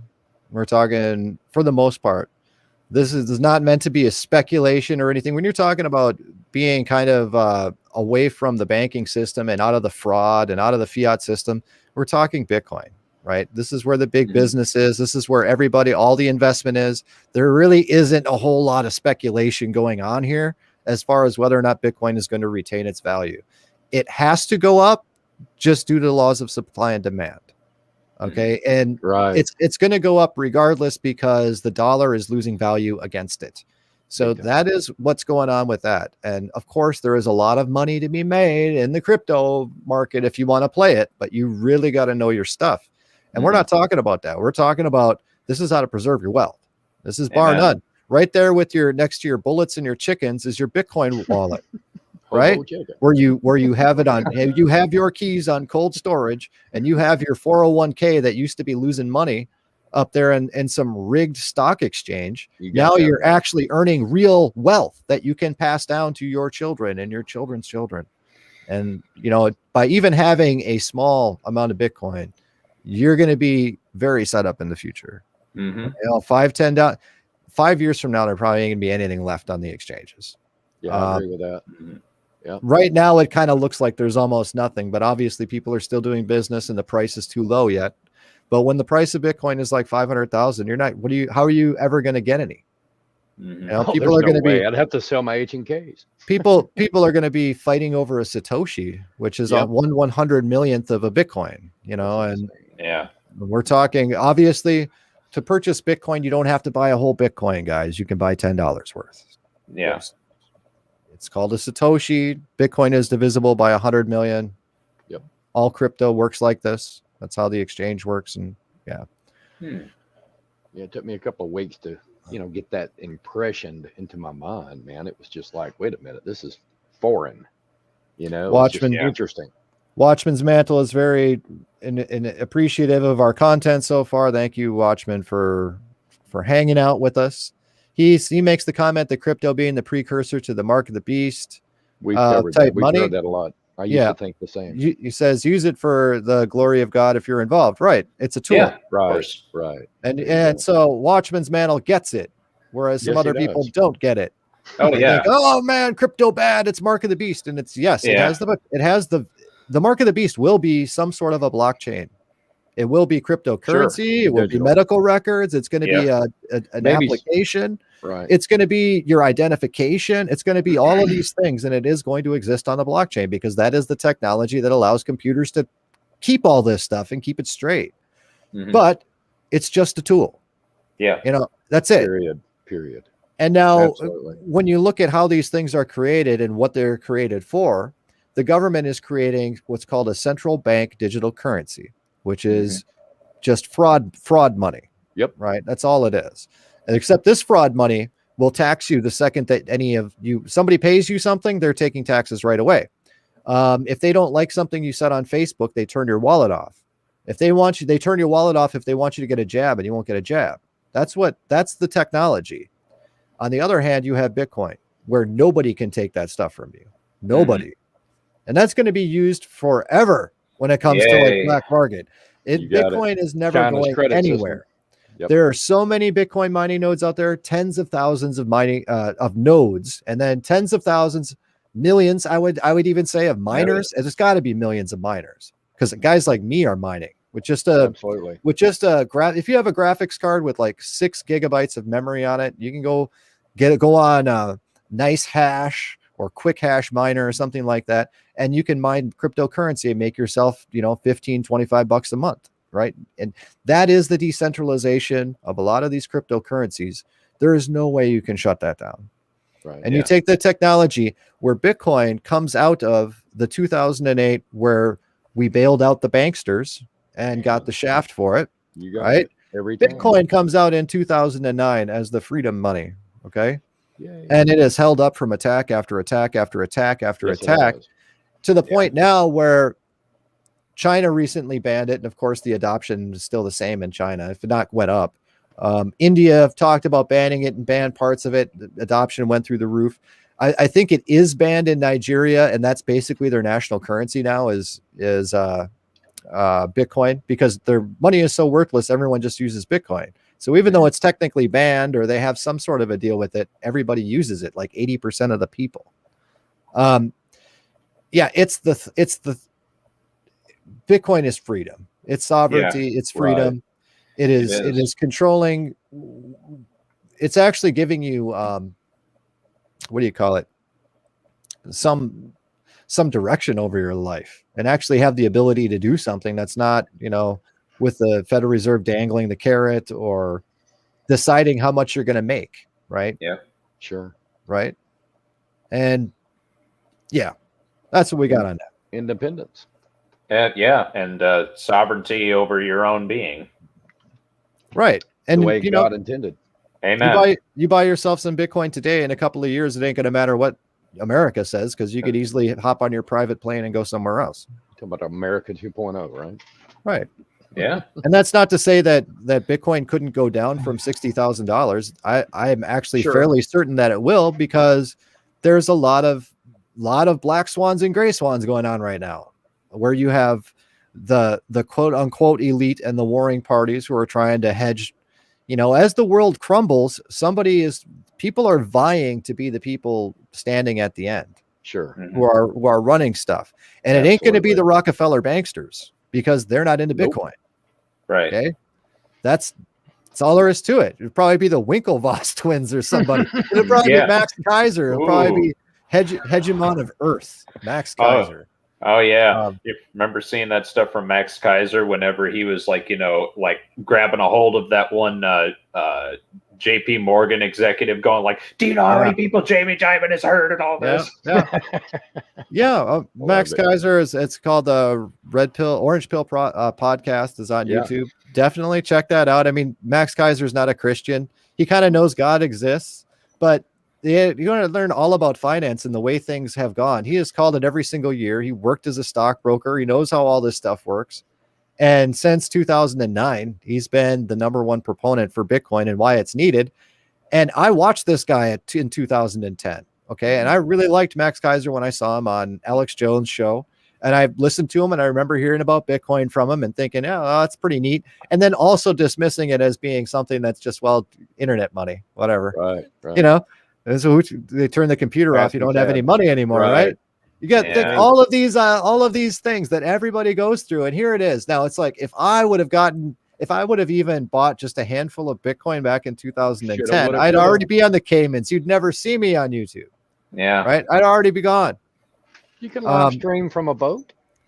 Yeah. I mean, who knows? But, talk about back then, I think Bitcoin was something like 50 or 60 bucks in 2010. That's I know, man, right.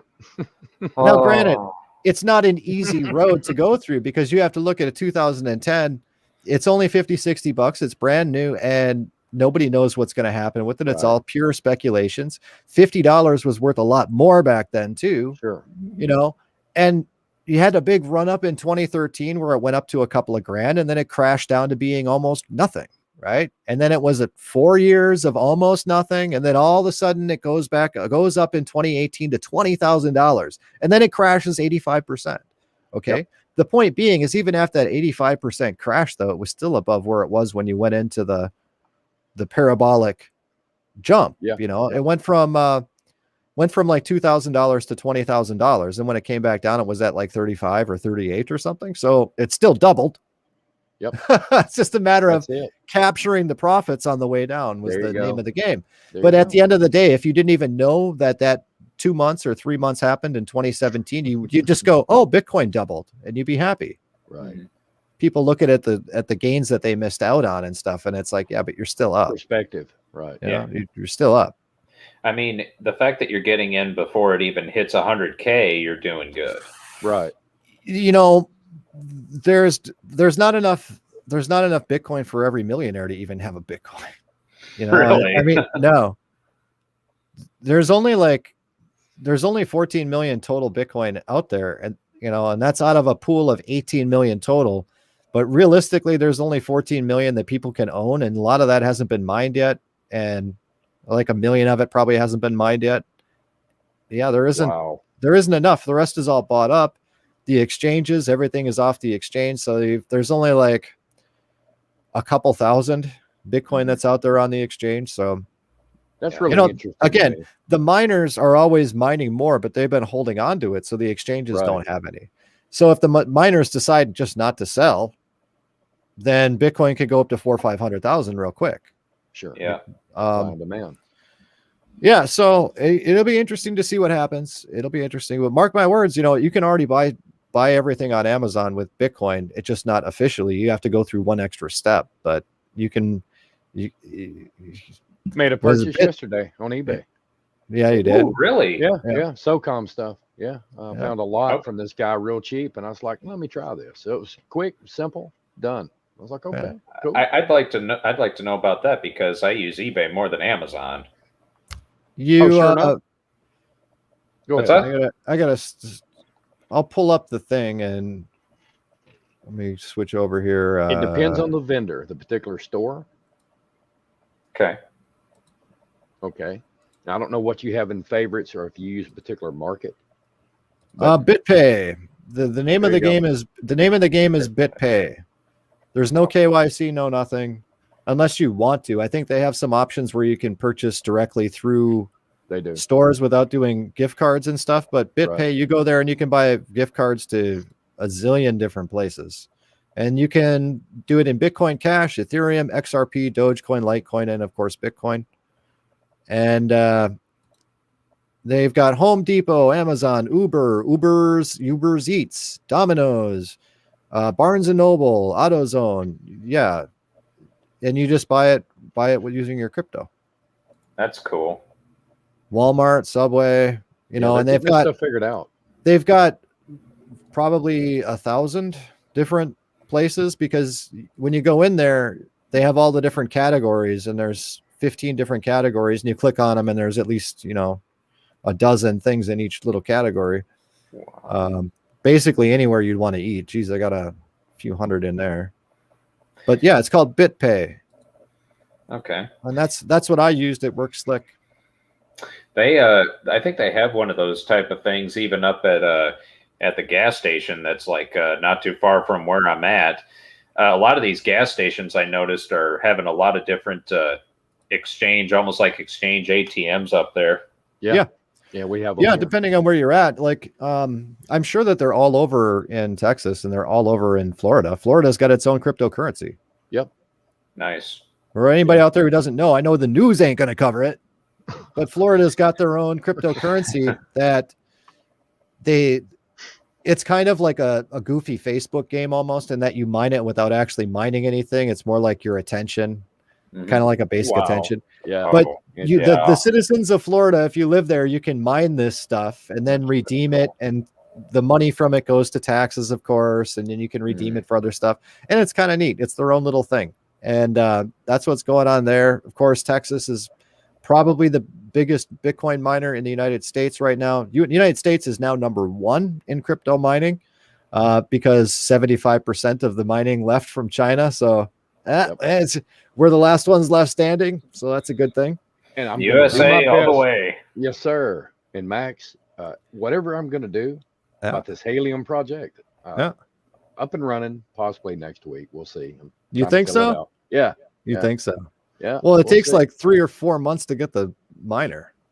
Or did you find a loophole? No, I'm looking into that. Not so far, but as far as my equipment, I'll be set next week. Hopefully. Oh, But that'd be cool. I can't wait. So maybe I can put Alabama on the map again. There we go. I'm doing my Helium. part. Yeah. I'm doing my part. People know, like, cryptocurrency mining it makes a fair amount of money because the market is up, and that's why graphics cards are $800 to $2,900 a piece, depending on what you get. And it's speculative in the nature of, will I get my money back? More sort of thing. If you're looking at it, most miners look at it as a cost perspective, and I look at it more as to dollar cost averaging. This is my method of dollar cost averaging into, if I use crypto money and I buy something for crypto mining, it's just a way that I'm dollar cost averaging over the long term. And when you make like $5 to $8 to $10 a day, right?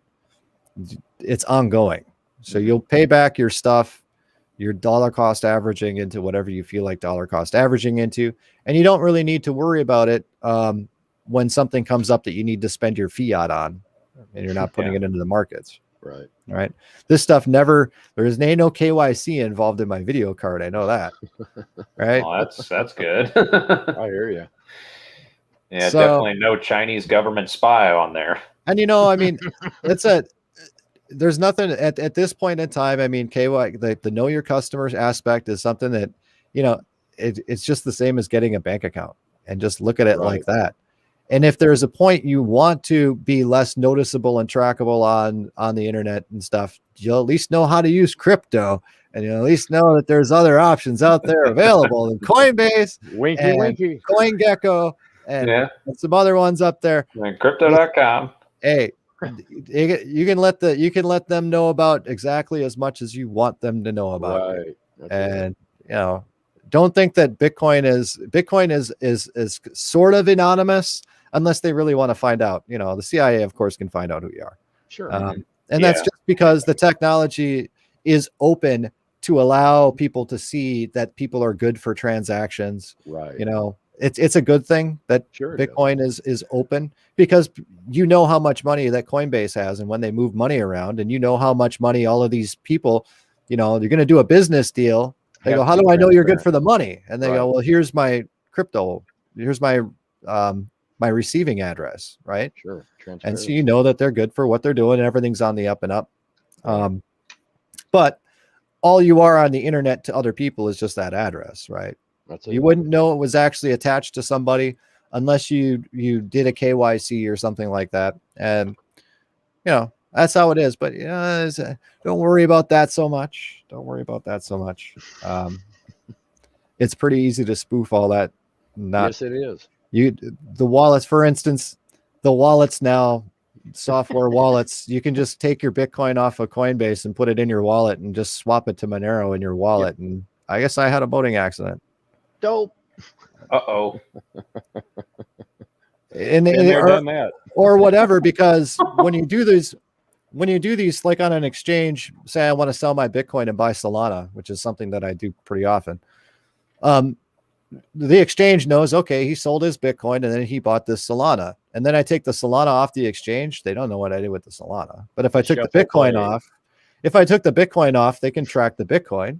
Right. But the Bitcoin's on my wallet and I just sit in my wallet and exchange it to Solana. They go, well, we don't know what happened to the Bitcoin. Now it's up over here and this guy's got it. Mm-hmm. Sure. You know, there's a lot of Method. stuff like that. Sure. Yeah, it's like the little pyramid in the middle can't take the picture of it. It's like, There is no custody because you're your own bank. Right. Yeah. You see what I'm saying is I can buy crypto with no KYC, no nothing or whatever Take the on all my C and I out of it.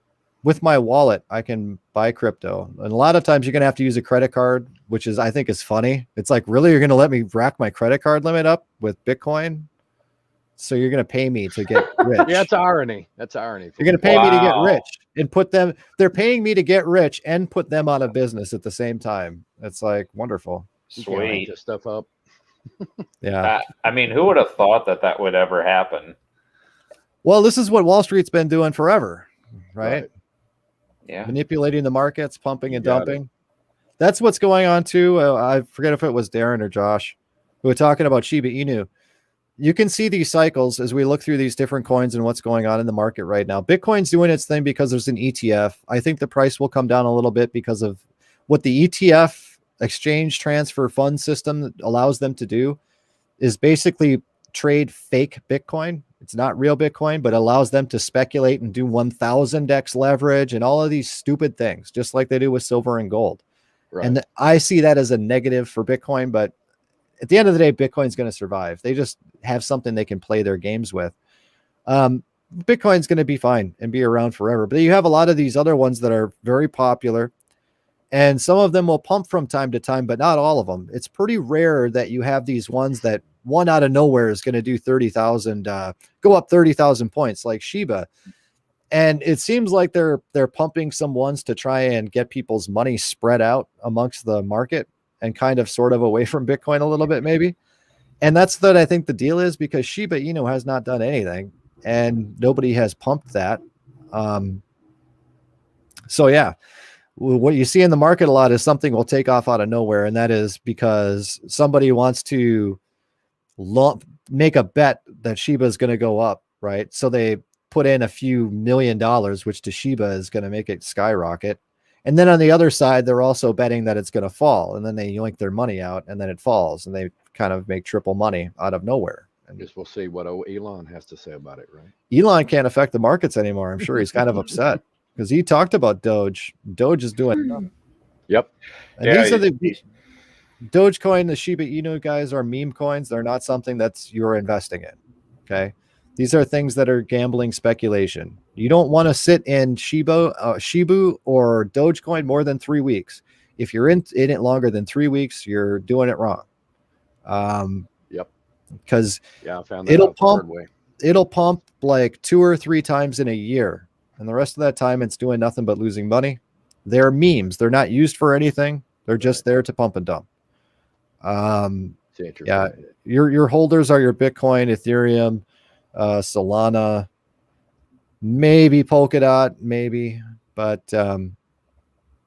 yeah, a lot of the stuff really, when you get outside of the top 50, is all kind of junk. Unless you really know what you're doing and really do your research.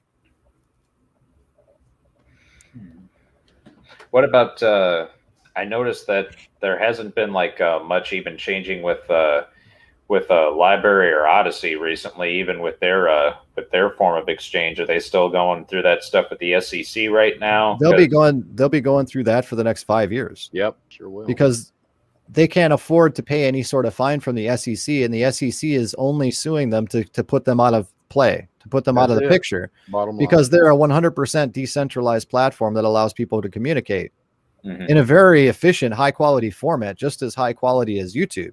Yep. And they can't allow that. No, they Yeah. cannot. And because they're not a super conglomerate fascist organization, they're just going to get sued. But they're still running. Yeah.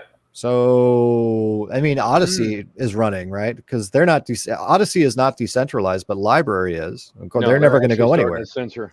Is Odyssey starting to censor? Oh yeah, yeah. It's Yeah. been going on for a little while. Well, they did start to put up. I saw from one guy. I think he's like. I think the channel was Red Pill Philosophy. He was saying something about how. Yeah, I'm actually subbed to him. Yeah, That's yeah. He was saying about how Odyssey was that they were going to start to put like I guess ads on certain videos or whatever, and I'm Yeah. like, what? Oh yeah, Yeah, well, they got to That's make fine. money. sure. It's like whatever. There are instances where library will censor too. I mean, if you're copying somebody's content, or if you're putting on something that's generally unlawful in your country or something, there's Yeah. means to go about it. Yeah, But what actually, like, if somebody is playing your song or somebody copied one of your videos or something, the way that it's censored is if it's not the original, Right. they haven't. It's more of a voting system. It's not. It's never Yep. going to go away. yeah, It's just you'll know who the true one is because there'll be way more votes and it. way more money going towards. So you know it's the true Right. one. And the Right. scammer, Odyssey doesn't direct it to the scammer guy, even though it's the very same video. Yep. And that's how the smart blockchain network works like that. And so yeah, nothing ever goes anywhere on library. But that's what's going on with that. For right now, I'm not making any freedom plays. I have my portfolio set, and my portfolio is set. And the Cool. only thing that I am adding to it is Ravencoin and Nano, because when Mm. I mine Ethereum, it goes to Nano. So I don't have to pay Ethereum fees. And then my There you Nano is go. going to go to Bitcoin. And my Raven, I am going to hold on to until it's 15 cents, and then I'll buy some Bitcoin. And There you go. other than that, I am into Bitcoin. I have Ethereum because I have to have a little bit. Everyone has to have a little bit when you're in this game. Mhm. A fraction of a Cardano, a ton of Solana, Polkadot, Chainlink, Polygon. And then I've got a couple of like gambler or like charity support the foundation kind of tokens too, you know. That's cool. yeah. But other than that, that's it. And those are what would be considered your blue chip assets that will never go to zero ever. As far as their upside and profitabilities, probably not as much as some other ones, but Sure. I'm risk averse, you say. I Yeah, don't have any money to that's it. lose, right? Right. So I gotta keep this. Maybe next year I can lose some money. Not this year. Yeah, literally. With Right. Inflation, everything going on. That's it, man. You hit it right on the money. Yeah. So to speak. So there's all of these different coins, a lot of them. You have two different types. You have Bitcoin, and then you have everybody else. Everything revolves around Bitcoin, the whole market. Don't let any idiot tell you, Ethereum is going to overtake Bitcoin someday. No, it's never going to overtake. Nothing is ever going to overtake Bitcoin ever. It's never going to I happen. believe that. It's Yeah, mathematically whole different animal. It's Yeah. mathematically impossible to do Yeah. what Bitcoin does. You can't, because the algorithm has been through the fire and has been through this whole period of growth. And you just can't. You can't start a Bitcoin today without having the 11 years of history behind it. You can't. Thank you. So It's well. there is only one Bitcoin. That said, Bitcoin is not everything.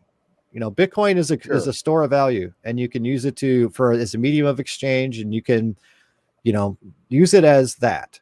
Whereas these other ones are more like programs, right? Ethereum is basically an application. And a lot of these other coins will plug into Ethereum. Solana is an application. They're totally different. You would never use Ethereum as a store of value. If you did, you'd be a fool. Ethereum, there is no real max supply on Ethereum. They're talking about staking on Ethereum, where they're going to give you a staking fee, which staking they give you more Ethereum. But if Ethereum's not worth anything because it's not a store of value, Right. who cares how many little coins they give you? Mhm. True. That said, Ethereum isn't going to zero. Ethereum is going to be around forever, and I'm sure it'll always be somewhat profitable. Be like IBM or Microsoft that just kind of sits there and whatever. Be something like that. But a great vast majority of these are like tokens, they call them, where they actually are just a subsect of something that would plug into a Bitcoin or plug into an Ethereum, and they're not a full functioning deal all their own. They just do one small little thing. Like I like Engine Coin. That was another one that I have. Where Engine Coin is for making NFTs, which is basically registering a picture on a blockchain. It's Gotcha. a simple way to put it. And that's what Engine does, but it plugs into Ethereum or it plugs into whatever blockchain that you're using. And that's what its gimmick is. So it's not going to go to $10 million a coin because it's not designed to do that. It's designed to use for money to register something on the blockchain, you know? Gotcha. So you really got to know what you're involved in. And a lot of people will say XRP to the moon and this to the moon, that to the moon. And it's like, nah, they're trying to sell. They're getting paid to say stuff like that, depending on what they're talking about. The only thing that's going to the moon is Bitcoin, and everything else is following in its wake. And that's how it is. But like I said, there's a lot of money to be made. Just because Shiba Inu is worth 1/1,000,000th of a penny doesn't mean you cannot make tens of millions of dollars on it. Fact. Okay. Very true. Because it's all working in percentages. Right. So when you get in there, when Shiba is worth 1/4,000,000th of a penny, and you put $500 in it, and Google Shiba Play. Inu goes to 1/10,000th of a penny, Cha-ching. you're like a trillionaire. Yep. So that's how it works. And you think about like, well, can't get into Bitcoin because it's at 60,000 or something.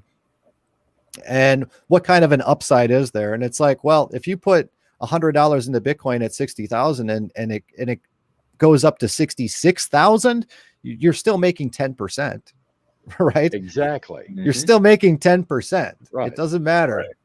Now, granted, in some of the alts, but Bitcoin will move slower than a lot of the alts. So you could, that same $100, you could roll the dice on some Shiba Still a Inus. positive income, right? It might be Ooh. a slower pace, but like you Right. say, just set it in place and hold. You know, Yep. watch it, do your research, just study Uh-huh. it, because that's what I've been trying to do, man. So you guys got anyone got any questions about crypto stuff or any topics you wanted to cover? Otherwise, we're pretty well cryptoed out, and You crypto out? Never, man. I'm never cryptoed out, but yeah.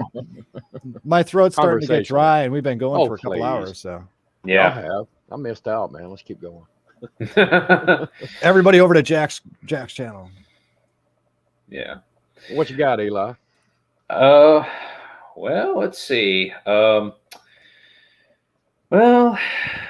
Just about like the crypto or anything. Just Anything. in general. Anything on your You're mind? kind of doing closing statements, I guess, huh? Well, I wonder how long it's going to be before you start to see in like a bunch of different churches where they'll accept that of like Bitcoin as like donations. I think I would expect the Catholic Church to have their own coin, and I would expect them to require you to have their coin in order to make the donation. Yep, I agree with that. Yeah, just like they require you to have the cootie jab to get into their whole little satanic complex. Yeah, well, of course they're going to have their own money. Why wouldn't they? Sure. Yeah, I mean they have Already own it the. all anyway. That's the I mean- oldest game in the book. That's called a money changer. You got it. Oh yeah, They're going to be doing that.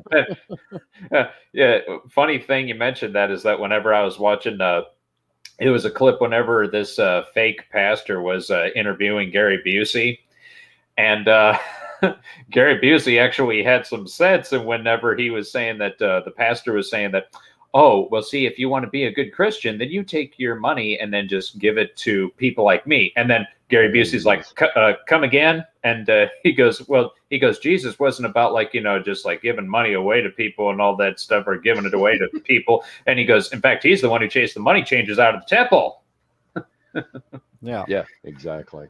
I was like, wow. I mean, Yeah. at least you'd think somebody like that saying that. Well, you never know. Yeah, that's true. People in general just have random bits of knowledge, but generally in my experience, you take, okay, for an example, and y'all know this, y'all been down this road. An atheist. A lot of them guys, they're hardcore. They study this stuff. They're ready to tear you a new one. We've talked about that before. That's why God says, be ready with an answer. Yep. Okay. You have to study. Yeah. First Peter. Because I'm right. Because same, look, because I've been put in those positions a lot. It's like, wow, rethink what you think you know. And that's what it comes down to, especially when it comes to the Word of God. if it's to be spiritually discerned, that's to the born again believer. Mm-hmm. You know, Amen. it's gobbledygook to the lost world. Trust Oh, me, yeah. I've been on Twitter. I'm about to get off that. You know, people warn me. I got to stay in my lane. It's gotten ugly. But hey, it is what it is. You plant a seed, and that's it. Yeah. And then, of course, somebody will come along and water, and God will give the increase. That's First Amen. Corinthians chapter 3. Amen. That's it. Exactly. And hopefully that increase will be in Bitcoin. God, I knew it. Rob, Oh, you had to Rob throw says- the, you Rob had to says throw the zinger. Rob says Vatican City has their own currency. You're correct. I think it's all of that whole area. See, what's interesting in the old harlot riding the beast over there, the city on Seven Hills has Yes. they are their own country, so they don't pay any taxes or do anything when they're operating in America or any country that they're in. Yeah, that's sovereign. It's almost kind of like an embassy, but Yep. they have their own money and their own stuff, and I guess they have their own premier and their own everything. No one ever talks about that. They just think of them as a religious entity. But no, Vatican City is actually a country. So yeah, Yep. they got their own money. They also have all the gold in the world over there. Apparently, man. Oh, and not to mention they have to have the Swiss guarding the whole area. Absolutely. What's wrong with the Swiss? Oh, nothing. It's God, just the Knights No. Templar. it's just they make them dress up like those little fools that you'd see in a king's court. Yeah. You got Rob it. was also asking about crypto mining and whatever to get into, and it's like I'm not really the guy for that. I'm a basic computer guy, and I'm doing. It's kind of a trial and error because everyone's setup is different. It's like trying to fix someone's problem, asking me a computer how to fix XYZ on their computer when we're doing this stuff over the internet, right? You got to find out exactly what you're looking for and just dive into it. And there's a ton of mining channels out there that, just search GPU mining, Ethereum or Bitcoin or whatever. And the biggest ones out there are pretty good. As far as I've saw it, I can't Seb something. It's a Russian dude. And yeah, the biggest ones, they're all fine. And it's not really that hard. It's just running an application. It's whether or not your video card can handle it, depending on what you're trying to mine. And then you just download a miner, which is a little batch file, and you click it and it runs. And, you've put out where your wallet address is and all that. And, it's not Invest in a very really good pickaxe. yeah, good head exactly. mount, A miner and a good hat and a pickaxe, and you're good. and you gotta have solar power because we got to do it clean, right? Hey, No. You got to go speaking green. of that, Right. yeah, So- I mean, really, It's not really very complicated, especially if you don't have to buy anything. If you have something that's capable of mining in your computer right now, is just do a little YouTube search. Yeah, and that's about all there is to it. I wouldn't buy anything though. Right now, I wouldn't buy anything. The market is too. Yeah. No, I paid way too much for my stuff, and my excuse to volatile. myself, knowing this is an excuse, is that I have a spare computer now. That's a fairly decent one. So if anything crapped out in this one, I don't have to wait for one from China or any stuff. I just have one sitting Right. there. redundancy. That's how I got that one. And then the other one was, I'm thinking that, well, if the boat stopped from China, I won't be able to get graphics cards. And there's no guarantee that they're actually going to be releasing them more in the future. And it turns out that NVIDIA is trying to put the squeeze on people and they're stopping Yep. manufacturing until next year. Yep. That's So true. It was a good move. It was a good move for me to do that. And I'm Yes, kind it of was. actually questioning whether or not I should get another one or not. But You need that's one the for deal. SOCOM. I can do it all at the same time. They're good cards. I am one of those people who is going to be mining even if it doesn't make me any money. Mhm. And that's Yep. how I am. Long game. And obvious nothing stays down forever. So eventually it'll make me money, but that's how I can kind of excuse it, is that even though I'm not going to have a return on investment right away, or maybe even in 6 months, I'm still, it's the cost of learning and the cost of doing business is how I can Sure. justify it. Playing around in crypto when I first got involved in it, it cost me a few $1,000s in transactions trading around here and there, and not timing the markets right, and this and that, and it's the cost of doing business. Max, the big roller. It's the cost of doing business, and you got to look at it Yeah. like all of the money that I have. I'm not doing what I suggest other people do, and only I invest what understand. they can't afford to lose. Right. And then I wouldn't get anywhere if I did that. Sure. I have to do this.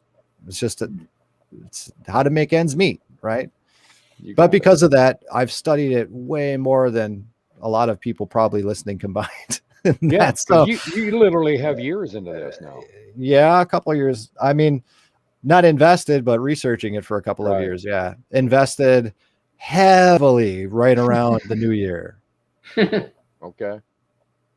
Heavily right around the new year. But Wow. before that, I don't think I had any money either. Yeah. My I don't wallet's even- crying as we speak. I don't really remember much of 2019 and how all that worked out. I remember I painted my house. That's about it. Yeah, I saw those pictures. Yeah, it looks good. It still Candy looks man good. bags. Yeah, man. Really, did a really good job. paint. What did you tell me you went? Benjamin Moore, wasn't it? What'd you go with? Dutch Boy or Benjamin Moore? I can't remember what you told me you went with. With Paint. what? Paint Oh. for your house. Yeah, they called it Ponytail. And you know what? I went and got to the I went to the store to go buy a can of spray paint to make like the gutters match the color of the house. Right. You know what color was a 100% perfect match to Ponytail? What's that? Tan. That's what I was going to say, sand or tan. That's funny. Tan. So many wild names. The rattle Wow. can, you pull off the shelf and rattle it, and I looked Try at line, it, baby. and I held up the Ponytail little swatch, and it's exactly 100%. Exactly. What was the same. cost difference? Well, Double? the Ponytail you had to have a mix. It wouldn't come in a Right. rattle can, Okay. but they do that so that they can charge a Company fee. it's a corporate secret. I never remember Yeah. what they call them, Yeah. but that's what Home it is. Depot. Proprietary. That's It's it. proprietary. That's crap. It's our special tan. You guys can't use it. Special tan. Yeah. Varying shades of beige. Yeah. That's why all the colors have such weird names and they're all the same color. It's so that they can That's true. charge the extra for that as a corporate recipe or something like that. Oh, you notice how whenever you look at those and you're like, man, when I was a kid, they didn't even have those in a 64 pack of Crayolas. Yeah. That's it, man. Just a standard crayon colors, pretty much. Eggshell white. I think Yeah. early '80s when that came around. I was like, what? or off-white cream color. Yeah. Yeah. I went and bought with that too. I painted the house and got an airless sprayer. Now I have nothing else to paint. It was still worth it. But yeah. it's kind of Another like, one. well, do I want to paint the house again? I mean, it only took a couple. It only took Do a your couple car. hours, and Do I'm a not car, kidding man. you. Do A your car car with an with air, it. yeah, I suppose you Yeah, could. I've done it. Yeah. A little practice, it's fun. Yeah, I don't know. I'm going to do that to my new H&K I picked up yesterday that you spoke about. Ooh. Got it for $600, but here's the kicker. He didn't tell me this one little major detail because he didn't know anything about him himself. He's not an H&K guy, which is fine. $600, $1,500 pistol. I got the Expert. I What? didn't know that. Yeah, 40 caliber Expert. I'm like, dude, what are you doing? He said, do you want it or not? I'm like, yeah, I'm not arguing with you. Like, What is the difference with the Expert? I don't know. it's their proprietary. It's more SOCOM. It's tougher grade. I'll just say that. I'm not a SOCOM player too, as you well know. So I know. But does it have a long slide? I know 45 Yeah. long slide from Terminator. That's Yeah, it. yeah. It is a long slide version. Okay, It's now I got it. Marksman's barrel, proprietary coating, very very well made weapon. It's just Eli probably knows, but it's one of the most vetted and just tried and true weapons in the military in the past 30 years. As Yeah. far as a sidearm, I'll put it this way: for a special operations group to have a weapon designed for them as a pistol, that's always been a secondary, right? You always rely on your rifle, always. Yep. This is the only time in history to where a company out of Germany said, well, we're going to make a pistol, an offensive pistol. That's never been done before. Ooh. So yes, this gun out of your hand, if you know what you're doing, you can hit targets at 200 yards with this thing all day. That sounds. Yeah. That's almost like an FN 57. Man, please. How much Bitcoin's it worth? That's a good one. But yeah, You'll the 5 find out. is nice, man. You'll Maybe. find out. Yes, I will find out. You better believe it. I'm going to take a guess and say it's like 0.03 or something. We're all gonna be in the apocalypse, and Jim's gonna have a line around the block. And people, yeah, here you got some stuff in there, and it's gonna have your little Monero wallet and be. Man, I'm ready. I don't know. You're gonna be stocking and supplying. Yeah, we'll see. Especially after this court date. Yeah, we'll see. Buffoons, man. Absolutely incredible. Well, yeah, at least Go at least all this time it paid for your gun collection and some other Sure. things, and bought you some Sure. Bitcoin. And No, it's been nice. You know, yeah. I'm ready for retirement anyway. Have been. oh yeah, Just saying. you're not retired yet. Yeah, I wish. Only in my mind. Yeah, so much you- to think about. So you need to do some more dollar cost averaging, apparently, huh? A lot. Yeah. Look, man, I've got enough. Like I said before, I can take off a month. I'm gonna dollar take cost off- averaging into guns. Well, that's a different story. You know. Yeah, that's all right. Your guns are going to be like video cards for me. That's the last one. I swear, it's the last one. Yeah, that's why I couldn't get over the deal, man. I was like, I said $1,500 pistol. He's like, yeah, I know. And I'm like, how much? He Yeah. goes, yeah, I know. The guy needed money. It's legit. But I'm like, okay, sure. Yeah, when it comes to the guns, I mean, I pretty much got like all of them that I need to buy, and There's no such thing. hold on. The rest I'm gonna say is either for accessories or ammo. I see. Yeah, so that's what I'd be Yes. putting more of the money towards. It's like I already got what I wanted. Now I need to get the accessories. You got it. Actually, all you need is a 3D printer, Yep. and you're all set. If That's only. my next move. Yeah. Next They're not move. that much. 3D printers. How much? Just One I 300 want's about $1,000. Yeah, otherwise the basic one's like $300 or something. Yeah, you can get them cheap, man. Oh dang! So that means I could basically print out like an AR-15 lower. The very first thing that you'd Yes, be you printing can. out would be extended magazines. They probably you could download the file off the internet and get a perfect Ooh, and just get a perfect one. You know, you can. yeah. There's a channel that downloaded a Glock blueprint off the internet and just for funsies and runs his little gun channel and printed out 2 Glocks on the. Sure did. Hmm. Seen that. Yep. I wouldn't shoot them, but it's possible. No, I mean they do the inserts, they do the chassis, they know what they're doing. But no, as far as just plastic, maybe 22s, but other than that, no. No, not with a 9. No, sir. I don't know. 9 doesn't Way have too that much. much kick. That's a lot of pressure though, man. And More than you think. Well, what little I 9 carry millimeters. That Those little, depends on the spring. those little That's pellet exactly guns. right. I'd be more scared of a 22 than a 9, but Dude. Really? yeah. Look, man, seriously, 9mm ammunition has come so far so quick, it's not even funny. In the past 10 or 15 years. Hey, Eli, I tell you. Oh yeah, it's come a long way, especially with the hollow points. Exactly. That's what I carry. Yeah, It's Federal plus P. I want a 22. I can shoot the thing like a machine gun, pop, pop, pop, pop, pop, pop, pop, with like one finger. I've got With that. with one finger, and that's what everyone carries in Texas because they're light and they're That's cheap. funny. That's true, And though. That's you true. know that's More fun gonna to hurt you. That's gonna the muzzle velocity on that's probably higher than a 9mm. Well, I don't Yeah. want to hurt anybody. Or else Nice you to can have, you can do the big hunk of metal 45 where you can literally watch the slugs come out of the barrel. Yeah, look, I carried one for years. It's Yeah. antiquated to me. It has its place, but I'm not a 45 auto guy. I'm just not anymore. Best. I'm .357 Yeah. SIG. It's a Wildcat. It's expensive, hard to find, but that's my favorite caliber, and I convert everything I have to it. Yeah. I know, Eli. I know what to say. 7.62 by 39. Yes, sir. Well, yeah, 7.62 by 39. That's good. Let's see. 458 SOCOM. 458 SOCOM. Oh, yeah. Okay. Now you're basically want to do elephant hunting with that. Well, I mean, hey, it definitely has its niche. Hmm. But 300 Blackout is where Yeah. it's at for me. Well, that and of course I'd say if you get any AR-15 lowers, see if they could possibly get any of those forced reset triggers out there. I don't know what you're talking about. Oh, No. oh, wait, what did I say? It sounds Oh, like I one of those forget. things that must have been in the boat. Yeah, Bingo. yeah. Oh, yeah, that did go in the boat. Oh, yeah, forgot about that. I think we just All need right. to take up boating lessons.